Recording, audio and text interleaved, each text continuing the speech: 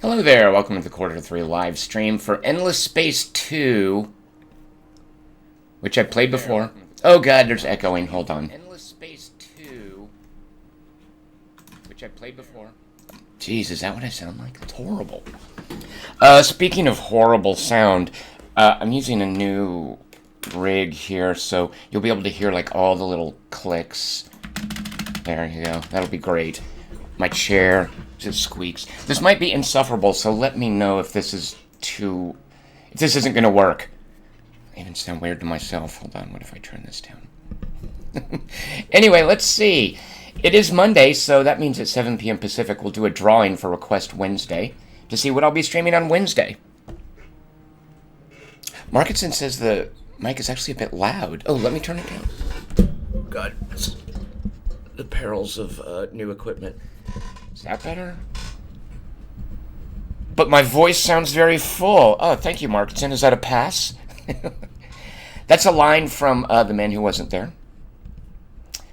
Is that better? Like there's a gain thing? Oh my gosh, wow, look at this. Can I make myself really loud and then make myself really quiet? I don't know, does that do anything? What about right there? Colton Westrate says it's not annoying, it's immersive.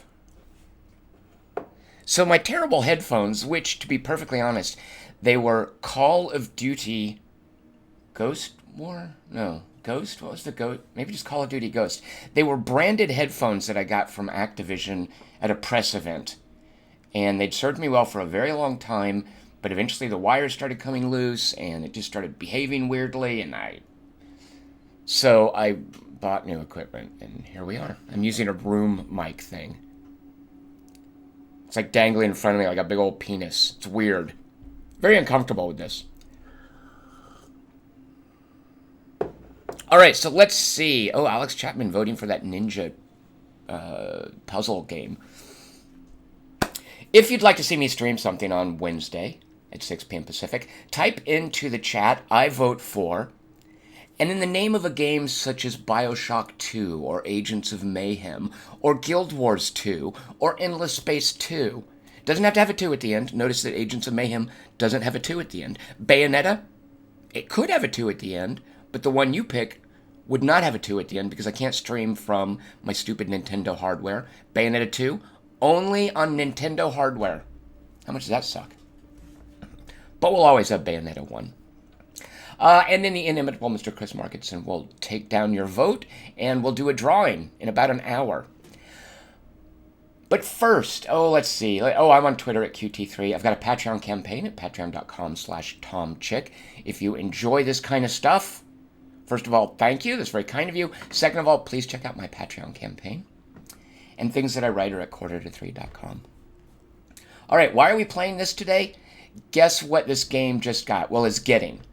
Starting tomorrow, officially, the patch for 1.3, something like that, will be out that adds... We already had carriers in this game.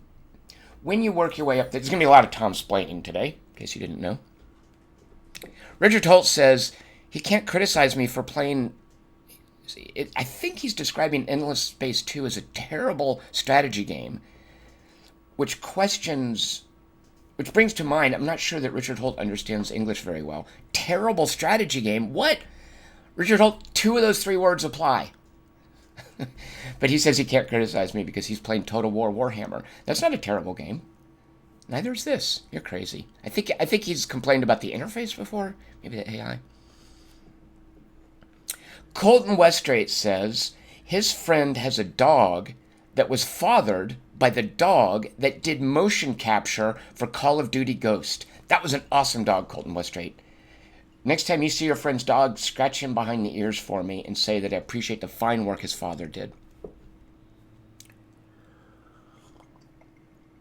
Alex Chapman asks a very, very good question. Why would you want to play any strategy game that isn't XCOM 2 War of the Chosen? Alex Chapman, sometimes we need a little variety in our lives. But you have a good point. Richard Holt wonders if the patch adds an AI that can play the game. Richard Holt, yes, it was added with... I don't have a good comeback for that. That was a bit of an endless burn, as Hazy Silhouette says. Richard Holt, I'm going to think of a great comeback for that. I'm going to patch it into this this live stream later on, and then you are going to suck it, because I will burn you so sick when I think of a comeback. It will make your head spin. Oh my God, Richard Holt is talking. Now he's hating on XCOM. Wow. Richard Holt not making any friends amongst us strategy gamers. Anyway, where was I? Oh, right. This game had carriers in it. I don't think I can... Let's see. Where are the carriers at? It's a weird thing. Like, military is where all the weapons are, but the better hulls are under Empire development. So, is this it? Yeah. Oh, wait. Shoot. Carrier. So, I don't... How much Tom-splaining do I need to do? I'm just going to assume not much. This is, let's see, when you research liquid composites, as we all know, you also learn the ability to make a Meos-class hull, which is a carrier. You can see in the lower left-hand corner. That's how you know it's a carrier, because it says under role, carrier. In the, 6 months, year that this game has been out, all this I can't hover over it. All right. All that was a big-ass ship. Alex Chapman says the tech tree looks far too confusing. First of all, Alex Chapman, it's a tech platter. You pick off of things. You're like, I'll choose this, and I'll choose that, and I'll choose that. It's not much of a tree in that there aren't a lot of dependencies. Even these blue lines, they just make the next tech cheaper. They're not prerequisites. A few of the things, and occurs in very few places, these are mutually exclusive. And they basically force you to choose between different weapon types. There's another mutually exclusive thing down here. What is this one? Do I want mineral manipulation or optimized logistics? You pick one or the other. Otherwise, I agree, Alex Chapman. It looks busy, but it's not confusing in the sense that I just get what I want. Furthermore, if you want the tech to say, settle a barren planet, just type that there. And then it will light up, and look. That's how you settle barren planets.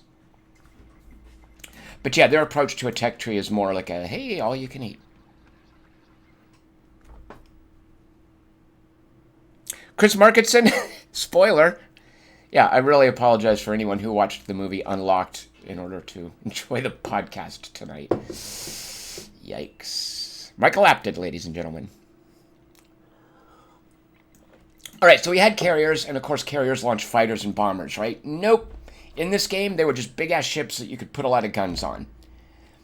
And various people, like Richard Holt, who love complaining about things, they would get on the internet and they would type angry things like, why can't where are the fighters and bombers? What kind of carrier doesn't have fighters and bombers? And I can understand that, because imagine the movie Final Countdown, where the Nimitz appears at Pearl Harbor, and it just sits there like a battleship and it can shoot guns. It can't launch, I don't know, what are they launching in that movie? I've never seen it. F-14s? Interceptors, I suppose? Whatever. Space Rumsfeld said, yeah, that's not a carrier then. Exactly, Space Rumsfeld. What it was a carrier placeholder. And now, finally, months later, when I research this carrier, it will have modules on it. There's shipbuilding in this game. If you don't like shipbuilding, that's okay. You can still play, but you're not going to enjoy this as much as I will when I'm building ships. It adds modules. Look at this. Look at this. You've never seen this before in Endless Space 2. You won't see it technically until the patch comes out tomorrow. You can opt into a beta of the patch, which is what I've done here. Look at this tech right here. Check out what happens when you learn hardened alloys. Bombers. Needs to be upgraded. These are basic bombers. Sweet. What happens when you learned improved fleet management? Fighter. A squadron module with fighters.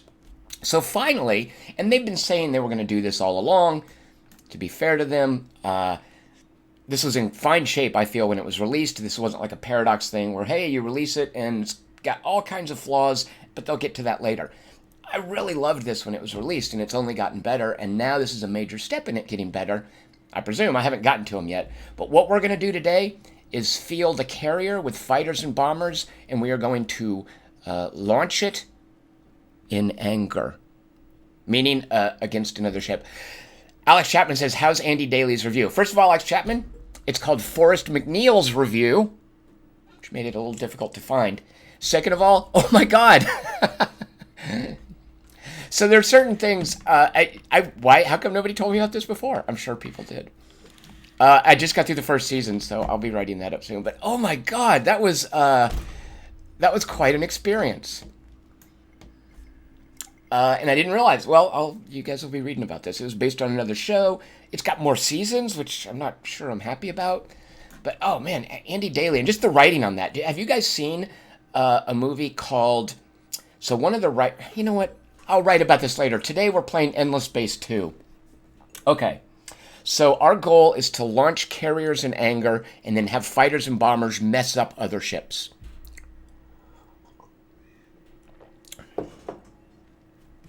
Richard Holt does not believe in entertaining cutscenes. He wants to know why you would watch the combat resolution in this game because it's non-interactive, which is true. Isn't Galciv works that way too, doesn't it? I forget. Richard Holt, why would you want to look at anything that's pretty? Richard Holt, why would you want... It's space porn. There, I said it.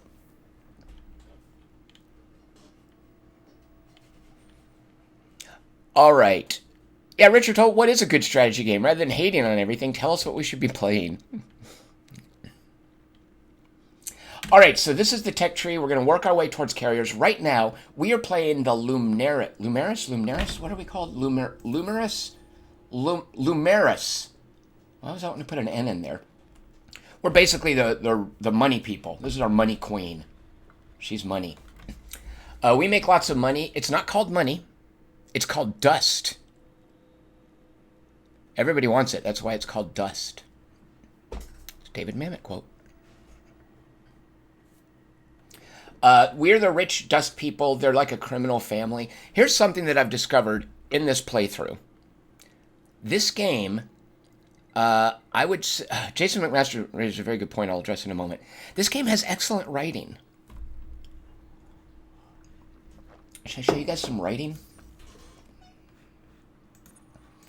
And some of these questions, like read this stuff. This stuff is cool.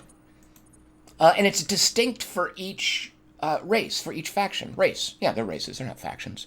They're definitely races. They're alien races. All right, so the Lumeris are a money people, and they start as, and they actually benefit from, they're pacifists. Where do we get that? Well, that's their basic government. I love the government system in this game. And I'm just going to warn you guys, we're 15 minutes into this. I haven't hit end turn yet. It might go an hour before I hit end turn. I love the narratives that this game creates. Any good strategy game, this is what Sid Meier invented with Civilization. Not really, but it's what he realized with Civilization for a lot of us, is that a good strategy game is a narrative. It creates this overarching story. So the narrative here is that I'm the Lumeris. We are a sort of a criminal enterprise. We're interested in gathering dust, which is money, which is kind of like spice and Dune. We're also pacifists because... although war does, in a way, fund an economy, we sort of believe in prosperity during peace. So one of the things we get is, where is it? I thought we had some bonus. I thought we had a... Oh, no, it's because the Pacifist Party. Right. We start with pacifists in control, and pacifists get a happiness bonus if for each other race with whom they are at peace. So this... With a pacifist government, this encourages being at peace. And that's what we've done. So let me show you the map. A lot of time explaining. We started here at Gobris. That's our main system. Explored around. We settled this place. We've just got new colonies, or we've just got new... They turned from colonies to actual settlements here. We are settling way out here, which is a weird situation I'll tell you about later. And up here, which is going to be a major shifting point in our... intergalactic relations. We started down here, we explored around, we ran into the Horatios up here, and the Horatios are, shoot, what are they? Are they the influence guys? Oh no, they're the gene splicer guys.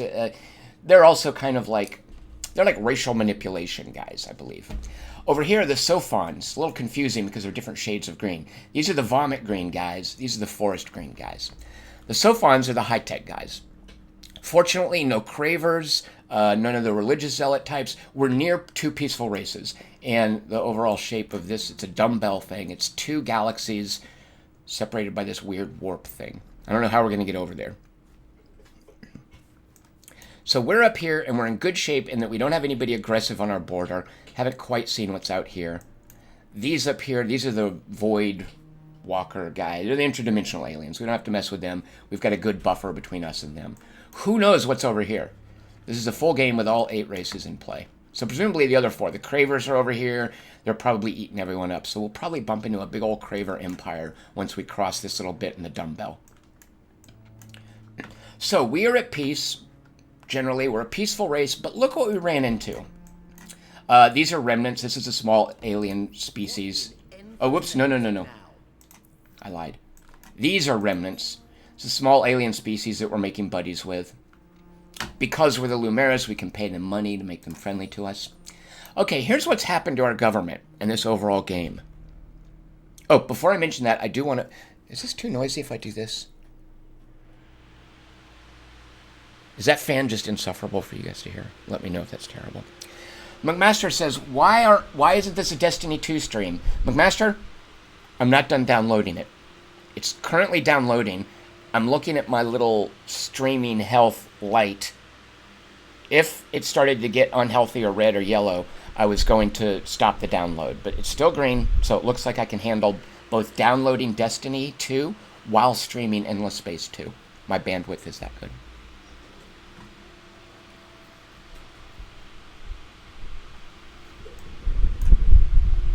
It's really loud, isn't it? Maybe if I just turn it so it doesn't blow right on the mic.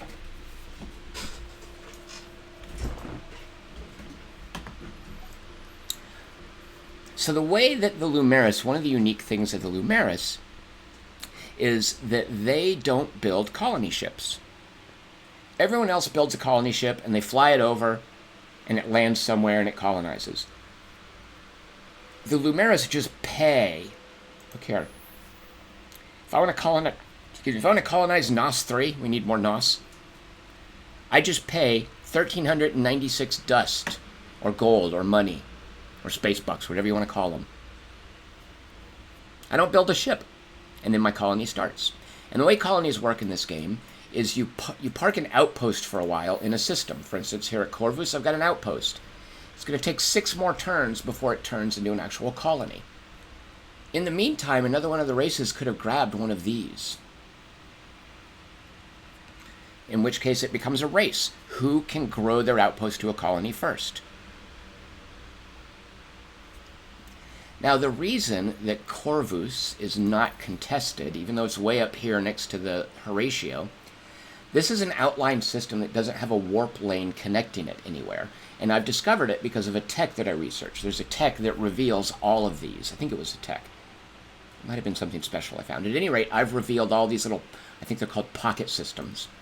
And because I don't have to send a colony ship over there, I can start colonizing it, which is great. For the Lumeris, they can do that. I just pay the money and it starts growing into a colony. No one else can get here until they research the tech that lets them fly independent of these warp lanes. So I can freely settle this without worrying about a Horatio ship coming over and trying to grab it. Same with this one right here. The reason I'm not grabbing these yet is because it's a big money sink to set up an outpost, and I can only have so many at a time before I break the bank, which is one of my struggles early in the game. Same with this out here. I can settle this even though, actually I'm assuming this connects around here somewhere, I don't know. So I've got a colony growing slowly but surely over here.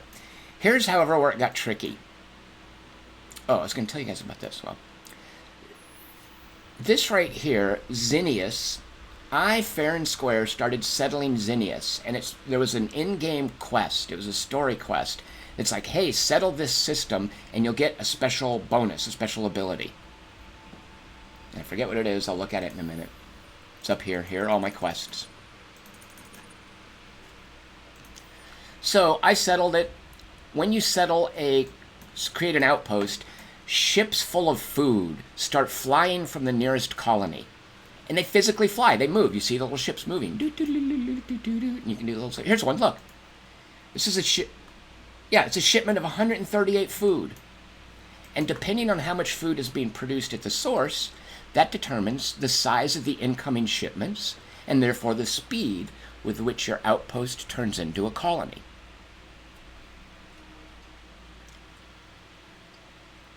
So I'm getting Zinnias, but then something happens. Cygnus here, pirates appear. If there are any children, I apologize for listening. I apologize for what I'm about to say. The pirates are real D-I-C-K-S's. And they're intercepting my food shipments turn after turn. I'm getting little messages. Hey, the pirates just smashed a transport with 41 food, with 43 food, with 47 food. I'm basically sending food directly into the pirates' maw. I'm feeding pirates. And it took me a while to build up a fleet, fly over here, and kill the pirates. And it cut off the food supply to this Zinnias colony, which meant it was taking a super long time. If you just let it go of its own accord, it takes like 60 turns, I think. How many turns into the game am I? Is there a game calendar? I forget. So, while I was sitting here dealing with these pirates who were cutting off the food supply to this outpost to prevent it from being a colony, look what the jerkwad Sophons did. They settled an outpost here. And because it was closer to their home system, which is this, right? Yeah. Oh, wait, sorry. Because it was closer to their food supply and they didn't have pirates in the way, their outpost was going to turn into a colony way, way sooner than mine. Now, there are ways you can jigger that. You can press these buttons here to pour money, influence, or to steal food from your opponent into the outpost. I'm doing all three of these. But look, so are the Sophons, jerks. So, these guys, and I was at peace with them, we were at an outpost race. And they were winning the outpost race. And I couldn't have that because for whatever the quest was to settle this. What was the quest? Settle Zinnias. Settle Zinnias. Why do I care about this? I guess I already got... I promised there was some reason to care about this. Was it one of these academy quests? Shoot, I've long since forgot. Isn't that the case with most wars, though? Is you fight them and the cause of them doesn't matter. They're being fought. So at any rate, we're in an outpost race. I'm losing the outpost race. So I break the peace and I step us down to what's called Cold War. And when you're at Cold War, you can fight other ships in neutral territory. If I come over here and attack him, that's outright hot war. So because we were at Cold War, my fleet that destroyed these pirates, which included my hero, who's the leader, ironically, of the pacifist party, this guy right here, Yelchin Ordara Araka, just Yelchin. Oh, it makes me think of Anton Yelchin. Doesn't look anything like him, though, to be fair. Although maybe if he was wearing that kind of alien makeup on his face, that could be Anton Yelchin. Ironically, the leader of the pacifist political party killed pirates, flew over here, killed 4 Sophon ships, and set up a blockade to where... What is this guy? This is just one of the Riftborn explorer guys. We don't care about him. He's just watching. And that blockade intercepted all of the shipments coming from the Sophons and slowed down how quickly their outpost would turn into a colony. Meanwhile, it secured our supply of food. In 3 turns, this system will be ours. And the Sophons will be muscled out. They will lose this. They'll get a bit of a money refund, like a consolation prize. And now this system will be ours, which is important because it was basically securing our border here against the Sophon. I plan on pushing out here, here, and here, and holding these 3 points, and then, I guess, here. And this is mine. This little crescent, basically here, of this galaxy is mine. No one else gets it. So, we are now, our diplomatic standing with the Sophon, not so good. What in Enver's name is it now? See, he sounds very put out with us. They are hostile. We're at Cold War. We'll patch that up later. We get lots of influence. We're churning out a fair amount of influence, which we can spend to force peace, a peaceful relationship on these guys. This game uses something that I wish more 4x is used, and that is influence as a resource in diplomacy. This is basically something I can spend to force diplomatic deals onto other races. And I'm also using a law. I think I've got this law implemented. Yeah, this law right here, which I can pass because I'm a pacifist, it will make diplomatic costs 1/3 cheaper. So that's the overall narrative, is that our neighbors, we are peaceful, but the leader of our pacifist party, to secure a colony we were setting up on Zinnius, kicked up a cold war with the Sophons, the tech race. In the long run, this might bite us in the butt. We'll find out. Now, here's the other thing that's going on. And then after I explain this, I promise I will hit end turn.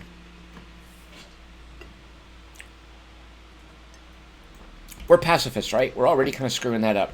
If you look at our government form, most of the people here are pacifists.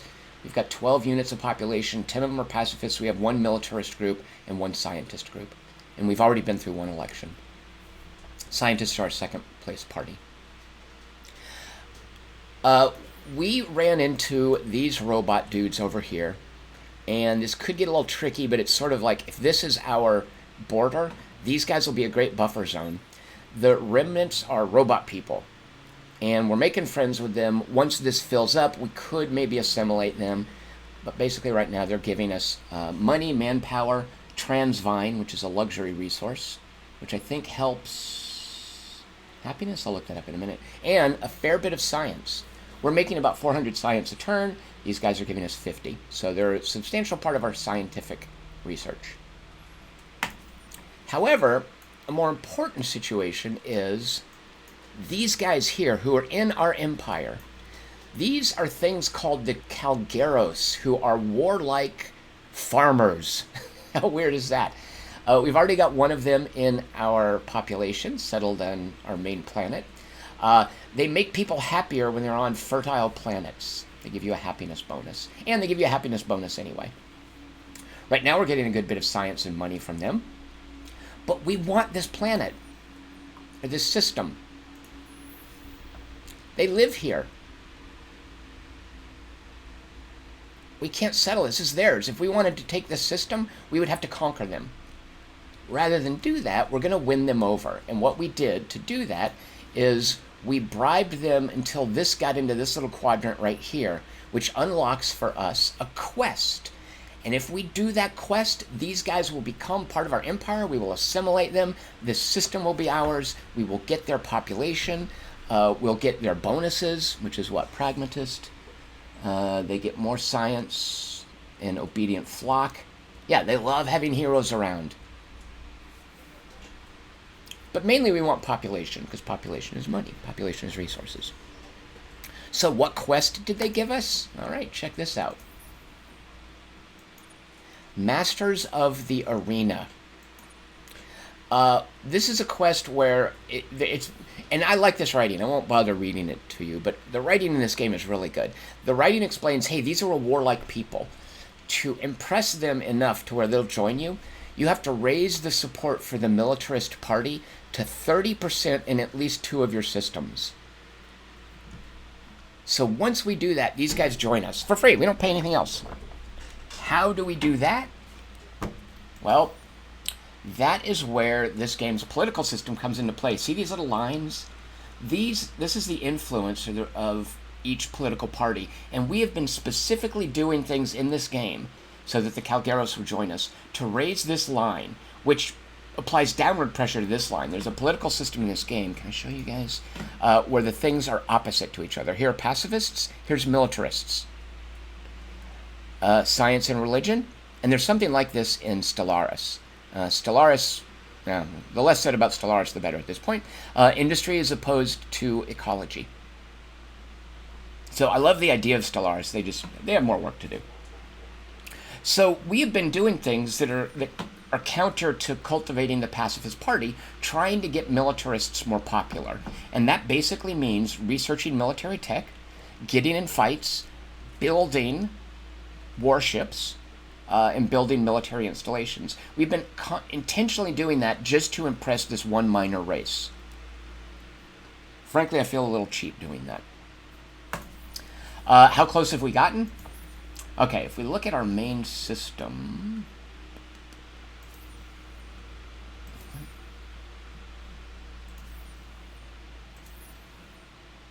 Where's my list? Oh, shoot, here we go. Our main system is Gobris. If we were French, that would be Gobris. Let's call it Gobris. Here is the breakdown of this system's politics, basically. Mainly pacifists. Look at this. Look at how many of them are militarists. If we want specific numbers, we open this. 30% militarists. Nice. Sweet. We're halfway there. We just have to get one more system to being 30% militarist.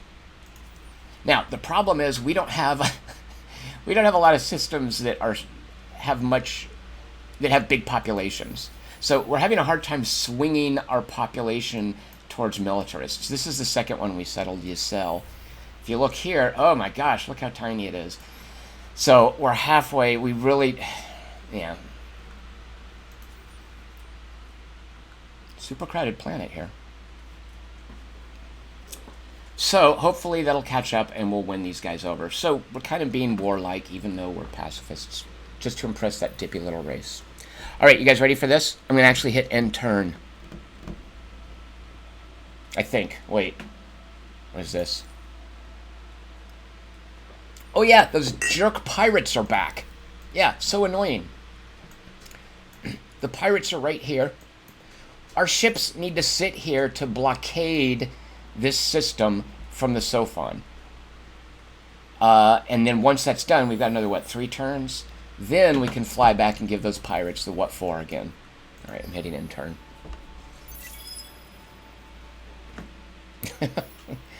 Fred Uwe says, I sound like a computer AI that explains stuff in science fiction. I love the artwork. Look at this. Are the Harashim more like... So we just got a new... Oh no, population lost. Wait, why are we losing population? Oh, yeah. See this? Negative food output? You'll notice that we're sending 139 food to outposts. Basically, we're draining the population. Think of it as emigration. E-M-migration, not I-M-migration. And we're losing population. Shoot. Well, just a few more turns and then we'll... but we've gained population on Pegasus and Sing. We're getting just our core racial types, the Lumeris. Yeah, oh, these are the emigrants leaving. And this guy's like, wait, where are they going? What did we... Is it something we said? Yeah, and this is just, we're hanging out sitting. You can... Oh, no, wait. Oh, shoot. The pirates are heading towards our main system. Oh, jerk pirates. Alright, this stuff does... Oh, see, look at this. Nice. Nice militarist representation. We've encouraged this, which is fine. We're just going to do this until the Calgeros join us, and then we're going to go back to our pacifist selves. And we're going to try to make nice with the Sophons. What else? We've just learned the secret of agri-drugs, which lets us build... We've been doing this because it gives us military improvements, so we can push up that military representation. We can now make... one of our basic hulls got improved. It gives us... Yeah, we've learned... we have additional slots to build ships that will take advantage of a resource called... it's that yellow flame stuff. Hyperium, I think? And we can build Patriot Pill plants.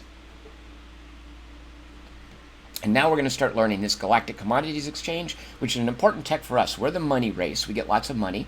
You can, of course, spend money to fast build stuff. Say you don't want to wait for the hammers, or in this case, the gears to build up to give you a system improvement. You just spend money on it. You buy it. Well, once we get this G-Goods market, once we learn G-Goods Exchange, I don't know what the G stands for, we can then buy ships and buy resources. There's a Galactic Commodities Exchange. It's part of the game, but you can't access it until you learn it. We're on our way to learning it. Finally!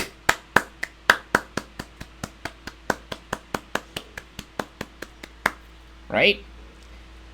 Alright, we've settled Zinnius, which also means now, presumably, our food demand slash supply will even out a little bit on our home system, although we've got a blockade to worry about. Let's take a look at our new colony. Oh, sweet! Now, how did this happen? Did Zinnius come into play with 30% support for militarists? At any rate, we've won over the Calgaros. The Calgaros leader sends their congratulations upon learning of the swell towards militarism across your empire. Nice. The Calgaros are now happy to join your empire. We also get 30, is this called titanium? Yes, 30 titanium. We've already got plenty of it. We're mining titanium on our home planet. Look. Yeah, thanks for the titanium, dudes. We have plenty, but fine, we'll take it. This is what we really want. Alright, so here's Zinnius. They have no militarists. I don't know where we hit 30% on a second system. So, let's see. We have... I love these, too. So, I could spend another hour Tom-splaining the way the planets and systems work in this game, because I love it. I love how much character these planets and systems have. Richard Holt wants to know if I figured out a way to stop the militarists taking over. Or Richard Holt, yeah, I just do the opposite of what I was doing. I can't tell if you're being facetious, Richard Holt. Because I was actually actively pushing for them. Now we're going to back off. So, whenever you start a system, the two things you need are a drone network and cerebral reality. Because they boost the four resources, which is food, industry, dust, money, and science. They're going to boost those. These are basically the starters for all colonies. I can't imagine why. I mean, I don't mind clicking on these two things, but I can't imagine why you wouldn't always take these. Now, because this is on our front line with the Sophon, and I want to get to making more defensive things, I'm just going to go ahead and buy both of these. And they'll be a good starter for this. Now, this is a gas giant. You can only have one. Basically, gas giants have no population room. They're awesome at learning science, but you just can't stack up a lot of population there. This is snow. This is getting us nothing. Why is there 0, 0, 0?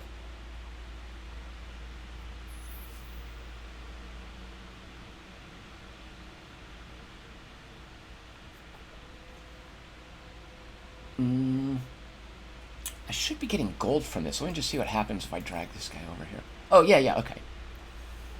Oh, yeah, okay, I'm sorry. So base output is what you'll get from it. So here I'll get a little food, but I don't know. Let's go ahead and have this guy work on science. This is a Lumeris, one of our racial dudes. He's the lone colonist here on Zinnius. Richard Holt says he's had a military coup in every game of this he's ever played, even one with the pacifists. Richard Holt, I can't... I've played a lot of this, and I've never run into that. Now, if you're fighting wars, sure, but... I don't know why you would have had that happen.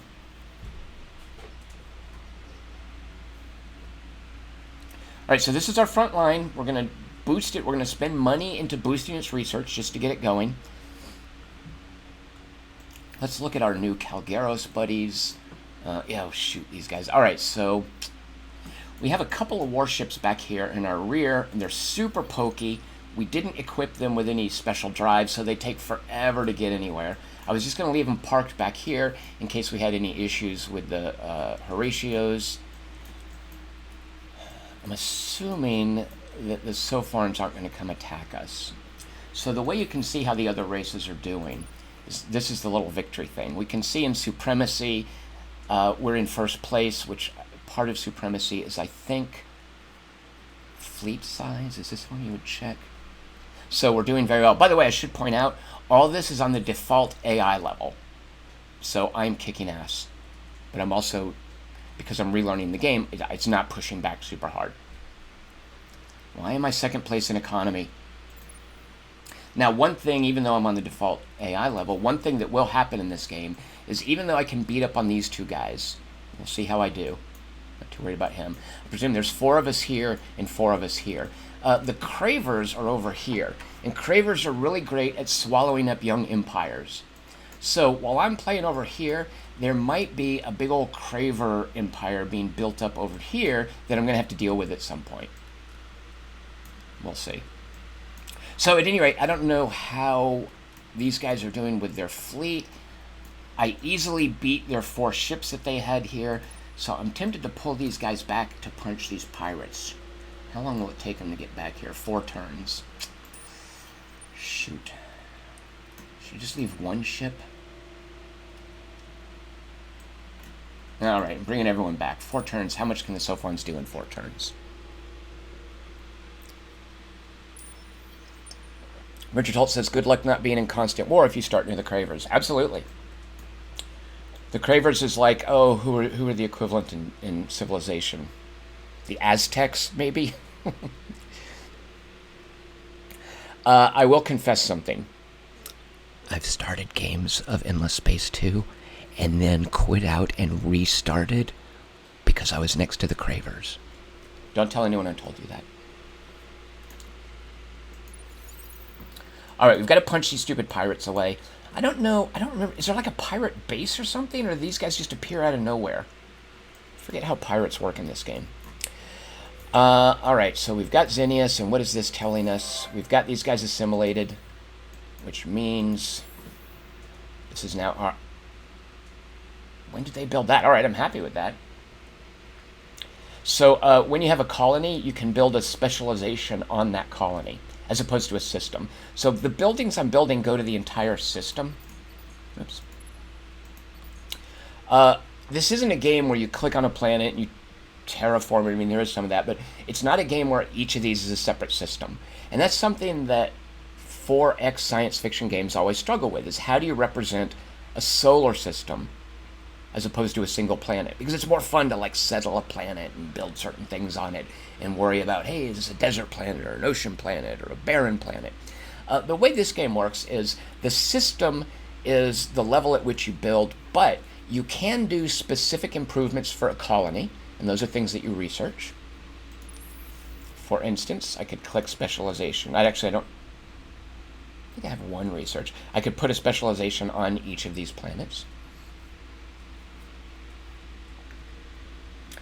But what you're mostly doing, and you can also distribute your population, because certain populations work better in certain areas. What you build, certain things affect the system based on the different kinds of planets. Like, for instance, I've got this industrial network thing that works better with, is it sterile planets? Here's my main home system, which is under blockade. These guys are jerks. Yeah, right here, expanded mines. Nope, that's not it.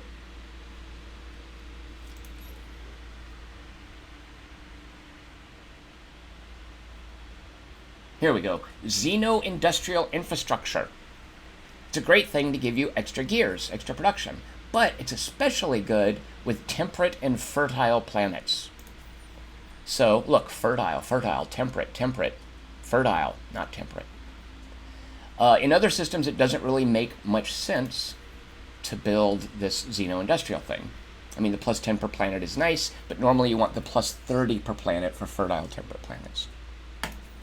So, although you're building stuff at the system level, the types of planets in the system basically determine the efficiency of the population and how valuable certain buildings are.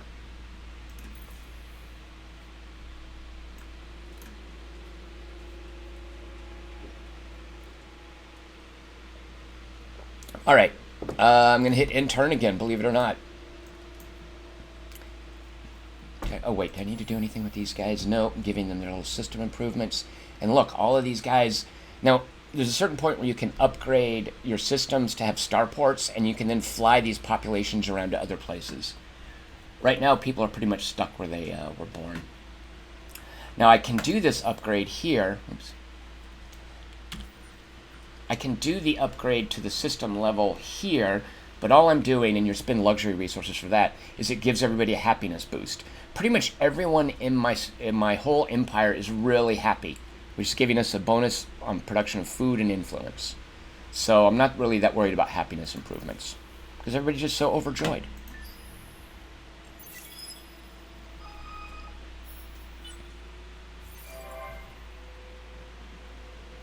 Richard Holt says, the AI is so bad in this game, the pacifist space trees easily crush the military constant war species. Yeah, that has not been my experience. If you start near a military... Like, if you start near the Cravers, you've definitely got to play accordingly. You can't just sit there and be a pacifist and expect them not to attack you. So I'm not sure how that would work. The pacifist space trees easily crush the military Yeah, I don't know. Alright, so we've finished production at Zinnius and Sing. Remember, we bought these two things at Zinnius. Let's look at Sing real quick. Alright, so now in Civilization, you might have a list of, hey, these are the things that are built here. This game doesn't really show you that. This is where you see that. Because the buildings here don't do things like determine what kind of military units you can build, or the buildings here basically affect the output of resources. So this right here is the bottom line. If you want particulars, you can look at this. This is everything built here.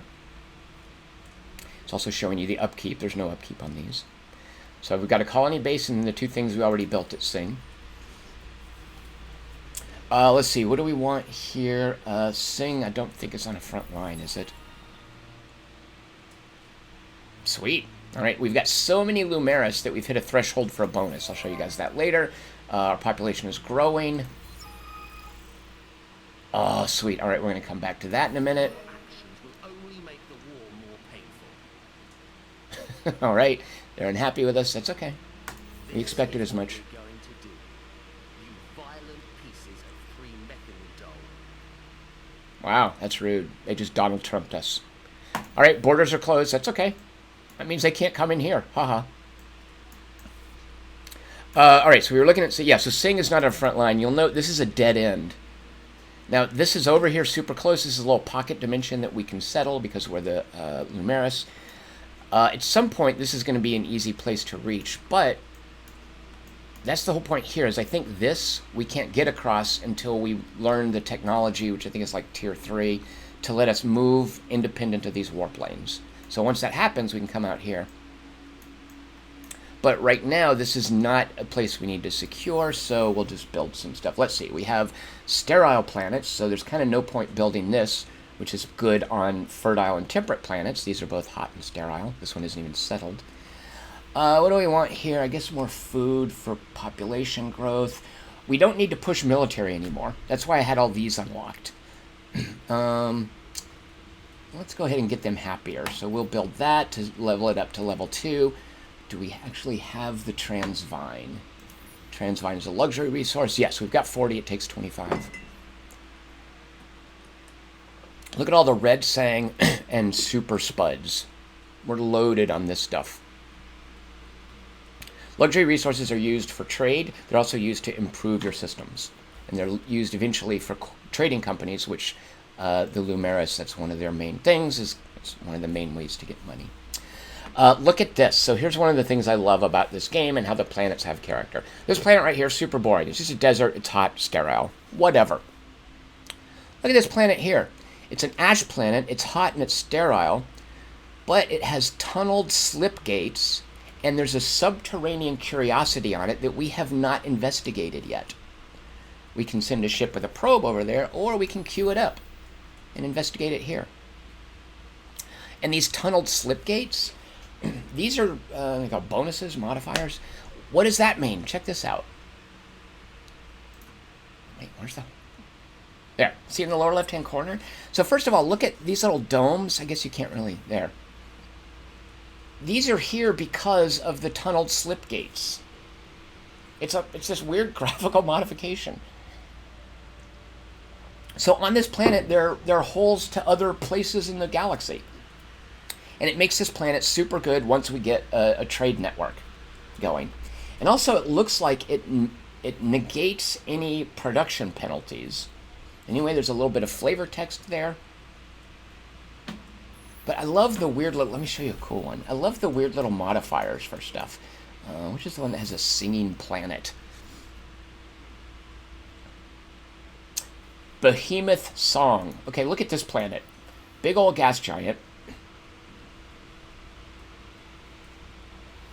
You get extra money and happiness when you settle it. Now again, a lot of this comes down to how does it affect the output. And if you just want to cut to the chase, ignore all that. Just look at this. But I like the flavor here. This planet makes people happier and they make more money. It's like a tourist attraction. Because it's making music. It's singing. And you can read little text about that. This strange planet emits natural sound and magnetic waves that imitate musical frequencies. The melodies can only be heard by ships in orbit with all electronics powered off, and their poignant beauty is said to be overwhelming. Now, you don't have to care about that, but that's creating this idea that Phaeton 5 over here in this little corner has a planet that's getting me more money and where people are happier, which means they produce more influence and more food, because there's a bunch of ships parked silently, just floating around the planet, chilling out on music.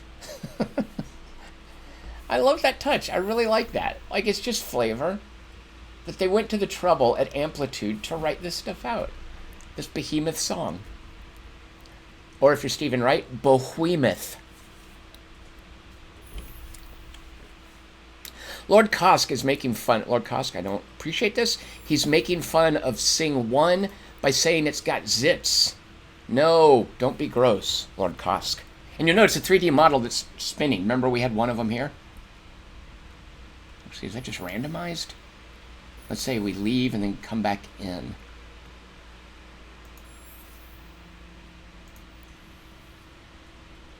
Okay, looks like it's just randomly determining where it is when we zoom in. Fair enough.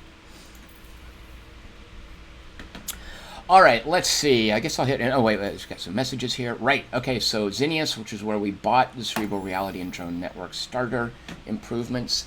What do we want there now? I guess because there's science here, we'll get one of these. And it's only going to add 10 science, which is still a nice amount. Why are we getting such a bonus? Right. It's going to take 7 turns. Is there anything else? What is this?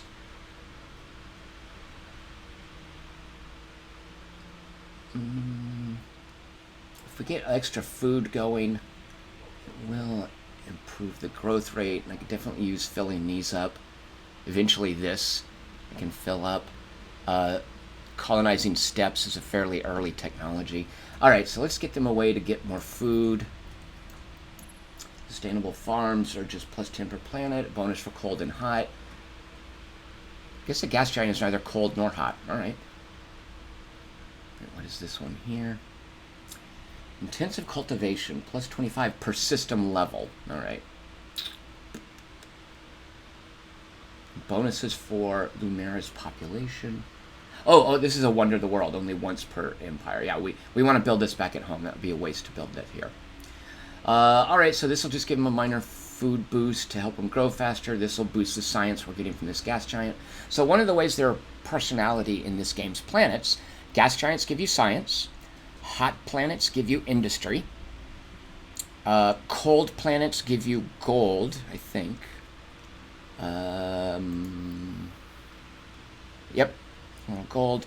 And of course, like jungle and ocean planets give you food.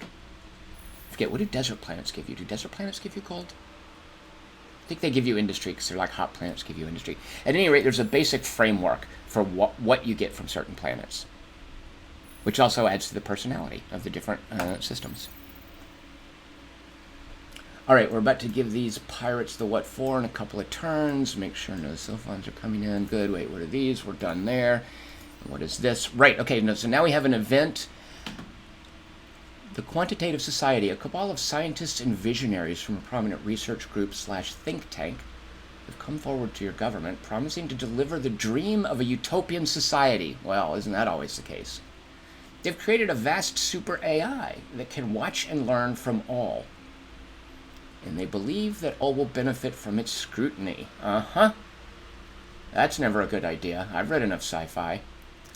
Like many who have come up with ideas to quote, unquote, fix society, end quote, their dream is riddled with their own biases and hang-ups.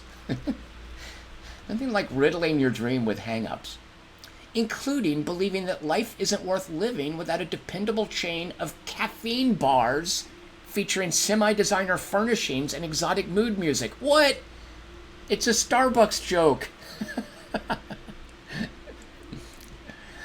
The fact their vision of a perfect society also involves mandatory... Wait, what's going on? The fact their vision of a... The fact, okay, it looks like there's a that missing there. The fact that their vision of a perfect society also involves mandatory science fun, all right, we know how I feel about that word, means that although your citizens will become more rational, they won't be as pliant. A more popular, less scientifically beneficial move would be to ignore them. All right, so we can embrace or reject these, I think that's a Starbucks joke, right? We can get extra science, we love that, at the loss of influence, or extra influence at the loss of science. At this point, I think we're doing okay. Now, I'm being forced to make a choice here. I can't end this turn without getting past this window. Let's say I'm like, well, wait a minute. How much should I make it? What? I need to check stuff. I don't want to choose yet. Guess what? The game lets me. We're getting 31 influence per turn. We are making science, like I said, about 400. Oh, only 300 per turn. Man, where did I get the idea I was making 400 science per turn? It looks like I'm in the throes of an event. Well, that's not a big deal. All right. Wait a minute. Oh, I think we lost. We were getting a bunch of science. These Calgaros dudes, where were they? Here? Were giving us science. No, where were those dudes? Here? Yeah. They were giving us just a dump of 50 science. Now that they've joined our empire, we're getting 3 science from them. It kind of sucks, but at least we get other stuff. It's costing us money. Let's go ahead and buy these. So I can go back and I can look at, even though I have to make a choice, I can look at all of the information I need to make that choice. Not all games do that.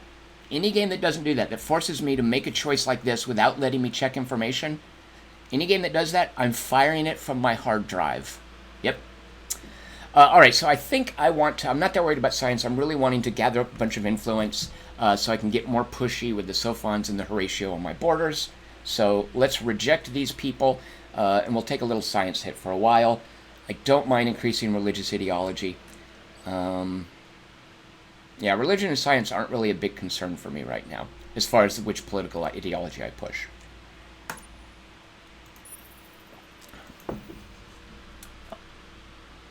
Wait a minute.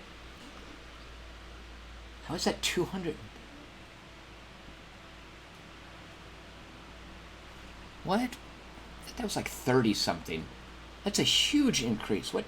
Is that all from that event? I'll take it. Look at all that. Sweet. Oh my god, we are getting so much influence. So even though we can't access the marketplace yet until we learn the research, like the tech we're researching now will let us access the marketplace. Right? Isn't that right? Adaptive bureaucracies. We get information about specific events that affect the marketplace. So we don't have antimatter. We're not producing it anywhere. It's not something we could traffic in. If we wanted to buy it, because there are certain techs that require antimatter to build either system improvements or ship improvements. Let's see, less than 10 antimatter on the market with no demand. Yeah, okay, so antimatter is getting super expensive. If we were producing it, great time to sell. Now we have access to the marketplace. No, right, so we learned Galactic Commodities Exchange. We're moving on to adaptive bureaucracies. Why? I forget why I queued that up. We'll look at that in a minute. And Cygnus, which is where those Calgaros are, we need to queue up something there. Why was I going for adaptive bureaucracies? Oh, right, to unlock hyperpacks. Okay. We are about to have 7 systems. Oh, we actually have 7 systems. That means each faction, each race, has a limit to the number of systems it can settle before it starts taking a happiness hit. We are 1 planet over that limit. You raise that limit with certain technologies. And that is why we are moving on to hyperpacks, is it'll give us +1 to that overcolonization limit. Now we've got plenty of people are happy, but we just want to keep that happiness going, especially to push that influence bonus. So we need to learn. We could have just jumped right up to hyperpacks, but this green line simply means it makes the next tech cheaper. Look how expensive this is here. 3,242 science. Once we research adaptive bureaucracies, there will be a reduction in the price of that. Isn't that right? Facilitating tech, discover the first one in order to reduce the cost of the second one. Yeah.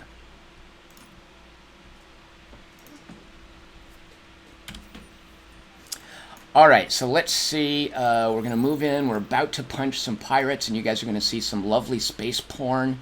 It's going to be super hot. After that, we'll go to the drawing for Request Wednesday. All right, you guys ready? Oh, yeah, so let's see. In 460 subscriptions, I'll be at 2,000. When I hit 1,000, I drank beer voluntarily. Where's that probe from? Is that mine? Or is that incoming?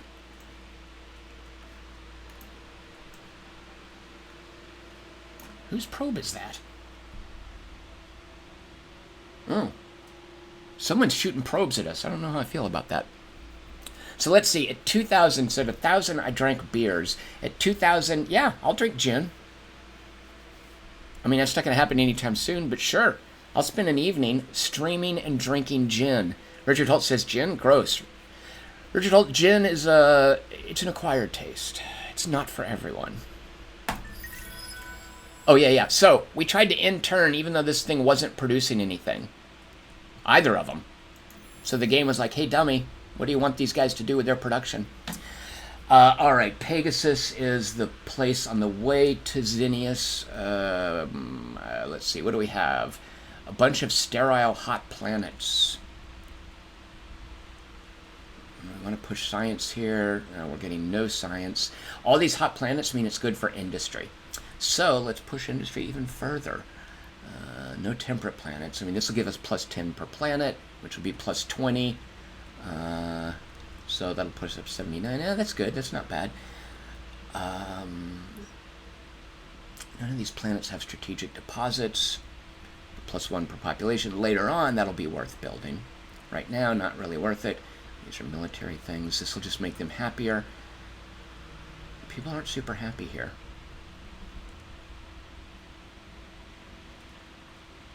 Yeah, I guess we'll just go ahead and get this going. Now, if you're not like me, if you don't like clicking around and making all these choices and look at all these numbers, I can't imagine why you're playing this game.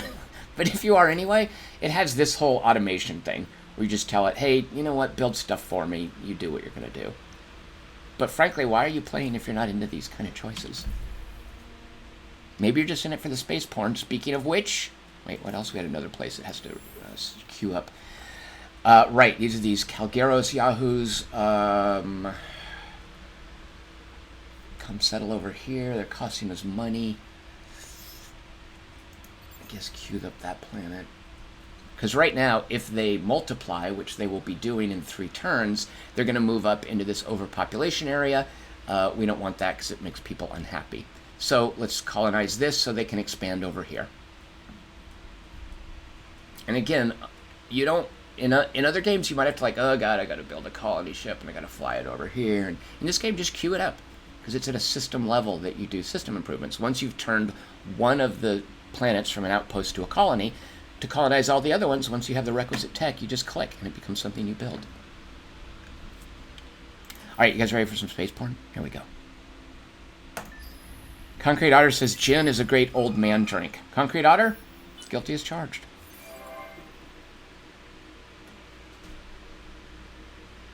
This was a subterranean curiosity, right? What was that?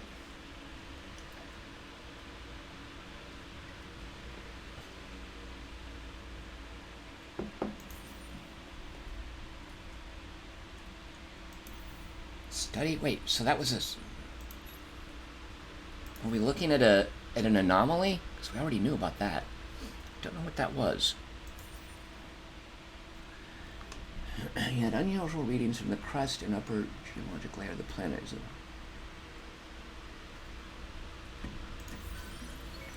Oh, okay, yeah, this is what it is. All right, here's the message. We found antimatter. So, this thing that is now super valuable on the market, we have found it. We are now mining it on Sing, and we have 5 pieces of it that we could now sell if we wanted. Our Calgeros. Oh, these are the Calgeros that have moved to our capital planet. They're growing there. They're reproducing. This is an event choice we made earlier about a little cloaked, a little holographic fake planet. We made a choice to give us... What did we take? Oh, we get a free technology. I think we better get one. Here we go. Baryonic Shielding. What are the planets? Okay, this is the stuff. Right, this is the text that we read. Second scan higher power. Right, we read this before. We spent science. We discovered baryonic shielding, which does what?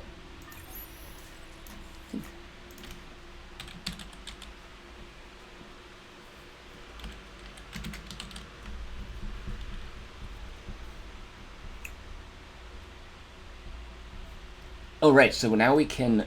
There are higher level curiosities. We can now scan those. We have... Oh, right, of course. Now we can move outside of warp lanes, and we can colonize savannas. How lovely is that? I don't know if there were any savannas in our empire that we were that worried about. That does mean we can now fly over here and start checking that out. I did have one exploration ship left. Actually, I think I had one lingering back here.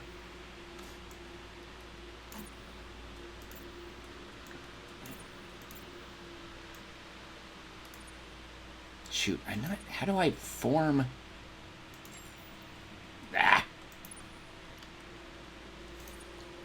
Create... There. Alright, so this is an exploration ship. It's not very good at fighting. Let's go ahead and drag it out here. And then we can fly out here and check out what's over there. Wait, did I just move the stupid... No, okay. These things here are slowpokes. We're just going to park them in the planet. Should we be flying around? I actually don't know. Is there any advantage to leaving them, like, parked in the planet as opposed to in a fleet orbiting the planet? If I was a game designer, I might make it cheaper to house them, but I'm just going to go ahead and put them in a fleet.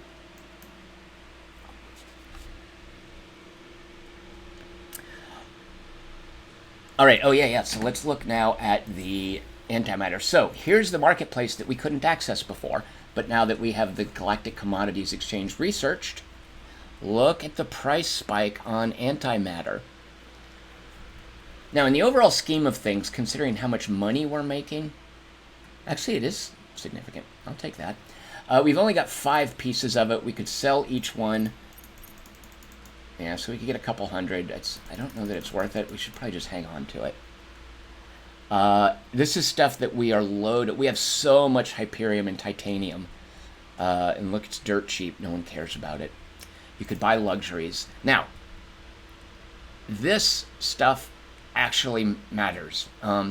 Because as you upgrade your colonies, the specific luxury you use determines what the upgrade does. And these upgrades from level 1 to level 2, level 2 to level 3, I think it caps at level 3, these are super important and they make a big difference. And if you don't have the kind of luxury that gives you the bonus you want, you can buy it from here.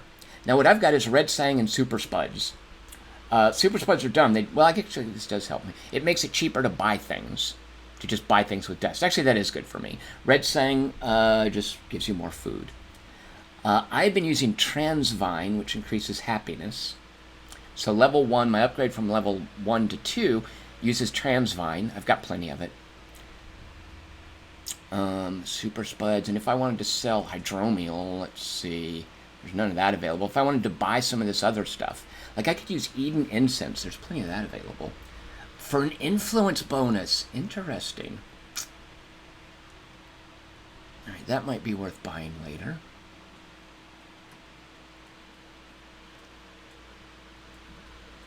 So, the luxuries... you can also buy... oh, shoot.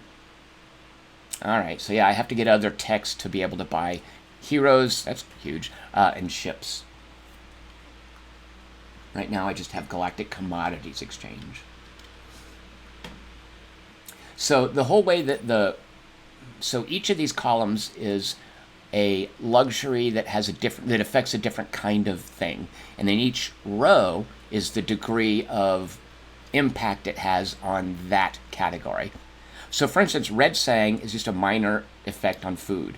This hydromial and later mercurite have an even bigger effect on food. And the ones that, for instance, blue mold, blue cap mold, has a minor effect on science. The things that have a more important effect on science, I haven't discovered yet. And I think, I could be wrong, I think they might not necessarily be in the game. Maybe they're not in the game. Are these? Yeah, there may not be, and I think this is random. There may not be a way to get the more powerful, like they just might not have been rolled up in this game. Now this is the Eden incense right here, so I haven't located or acquired it, but it is available on the commodities exchange. Oh, look, you can go to level 4. Right, I forgot about that. All right, so let's enjoy some space porn, and then I'll stop boring you guys with all this, and we'll go to the drawing for Request Wednesday. I'm going to beat up on some pirates. This will not be super exciting. This is pretty much a done deal.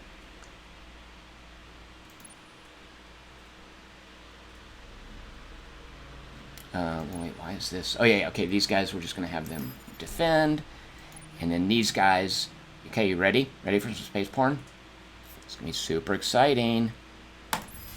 So I've got my hero in play, and I've got these things that use what are called Maggie lasers. So I call them Maggie speeders, because they have lasers, and they have these little warp drives that make them go faster. And I've got one of my dumb exploration ships. So right here, the leader of the pacifist party,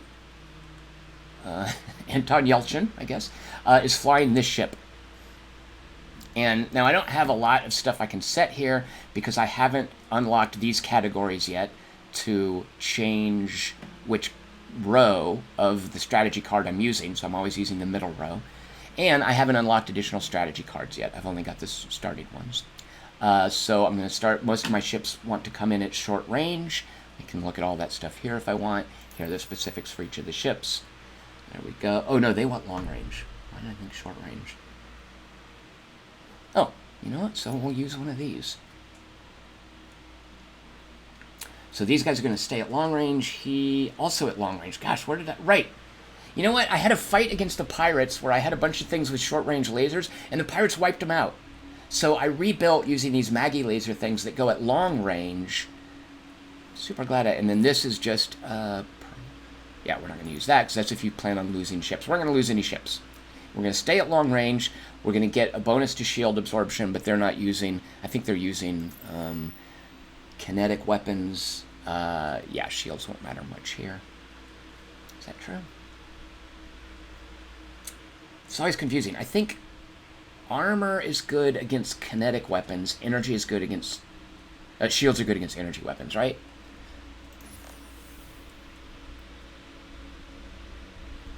Alright, here we go. Space porn.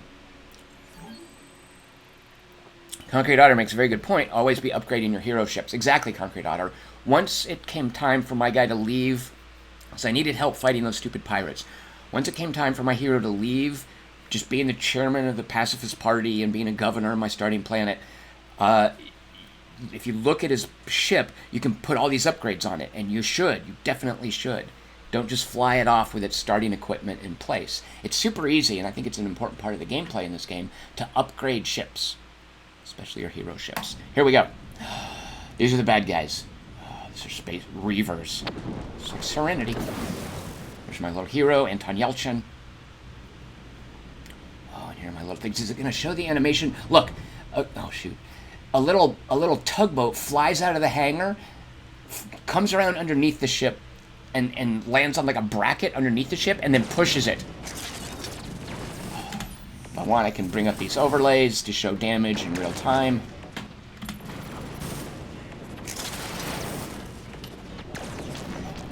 And look at this, I can pause. Oh, I can move around. See, look, right here. This is the basic ship for the Lumeris. How can I just move down? Whatever.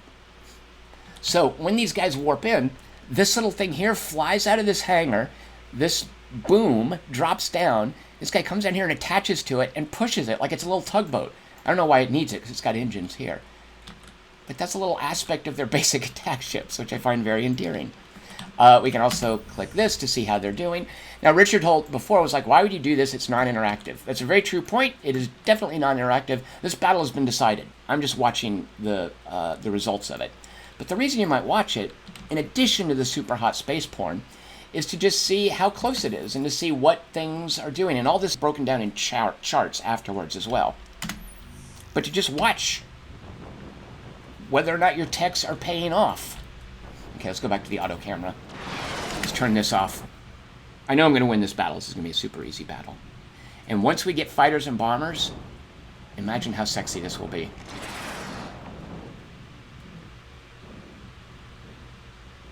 If I want, I can stop here and you can... That is information, by the way, that the shields are getting hit. And these are my long-range, they're called Maggie lasers, something like that. They're long-range lasers. So these guys here, the Reavers, use short-range weapons. They didn't even get close. He did look like he took a little damage. And here's all the information about like who got hit and how much damage we took. They barely touched us. So that was a very unfair battle. It was just a touch of space porn, but nothing really challenging. I mean, they're dumb pirates. Yeah, look at that. That thing got hurt. Anton Yelchin almost died. What the heck? Why were they attacking him so hard? That's rude. Or is it just that these guys have more hit points?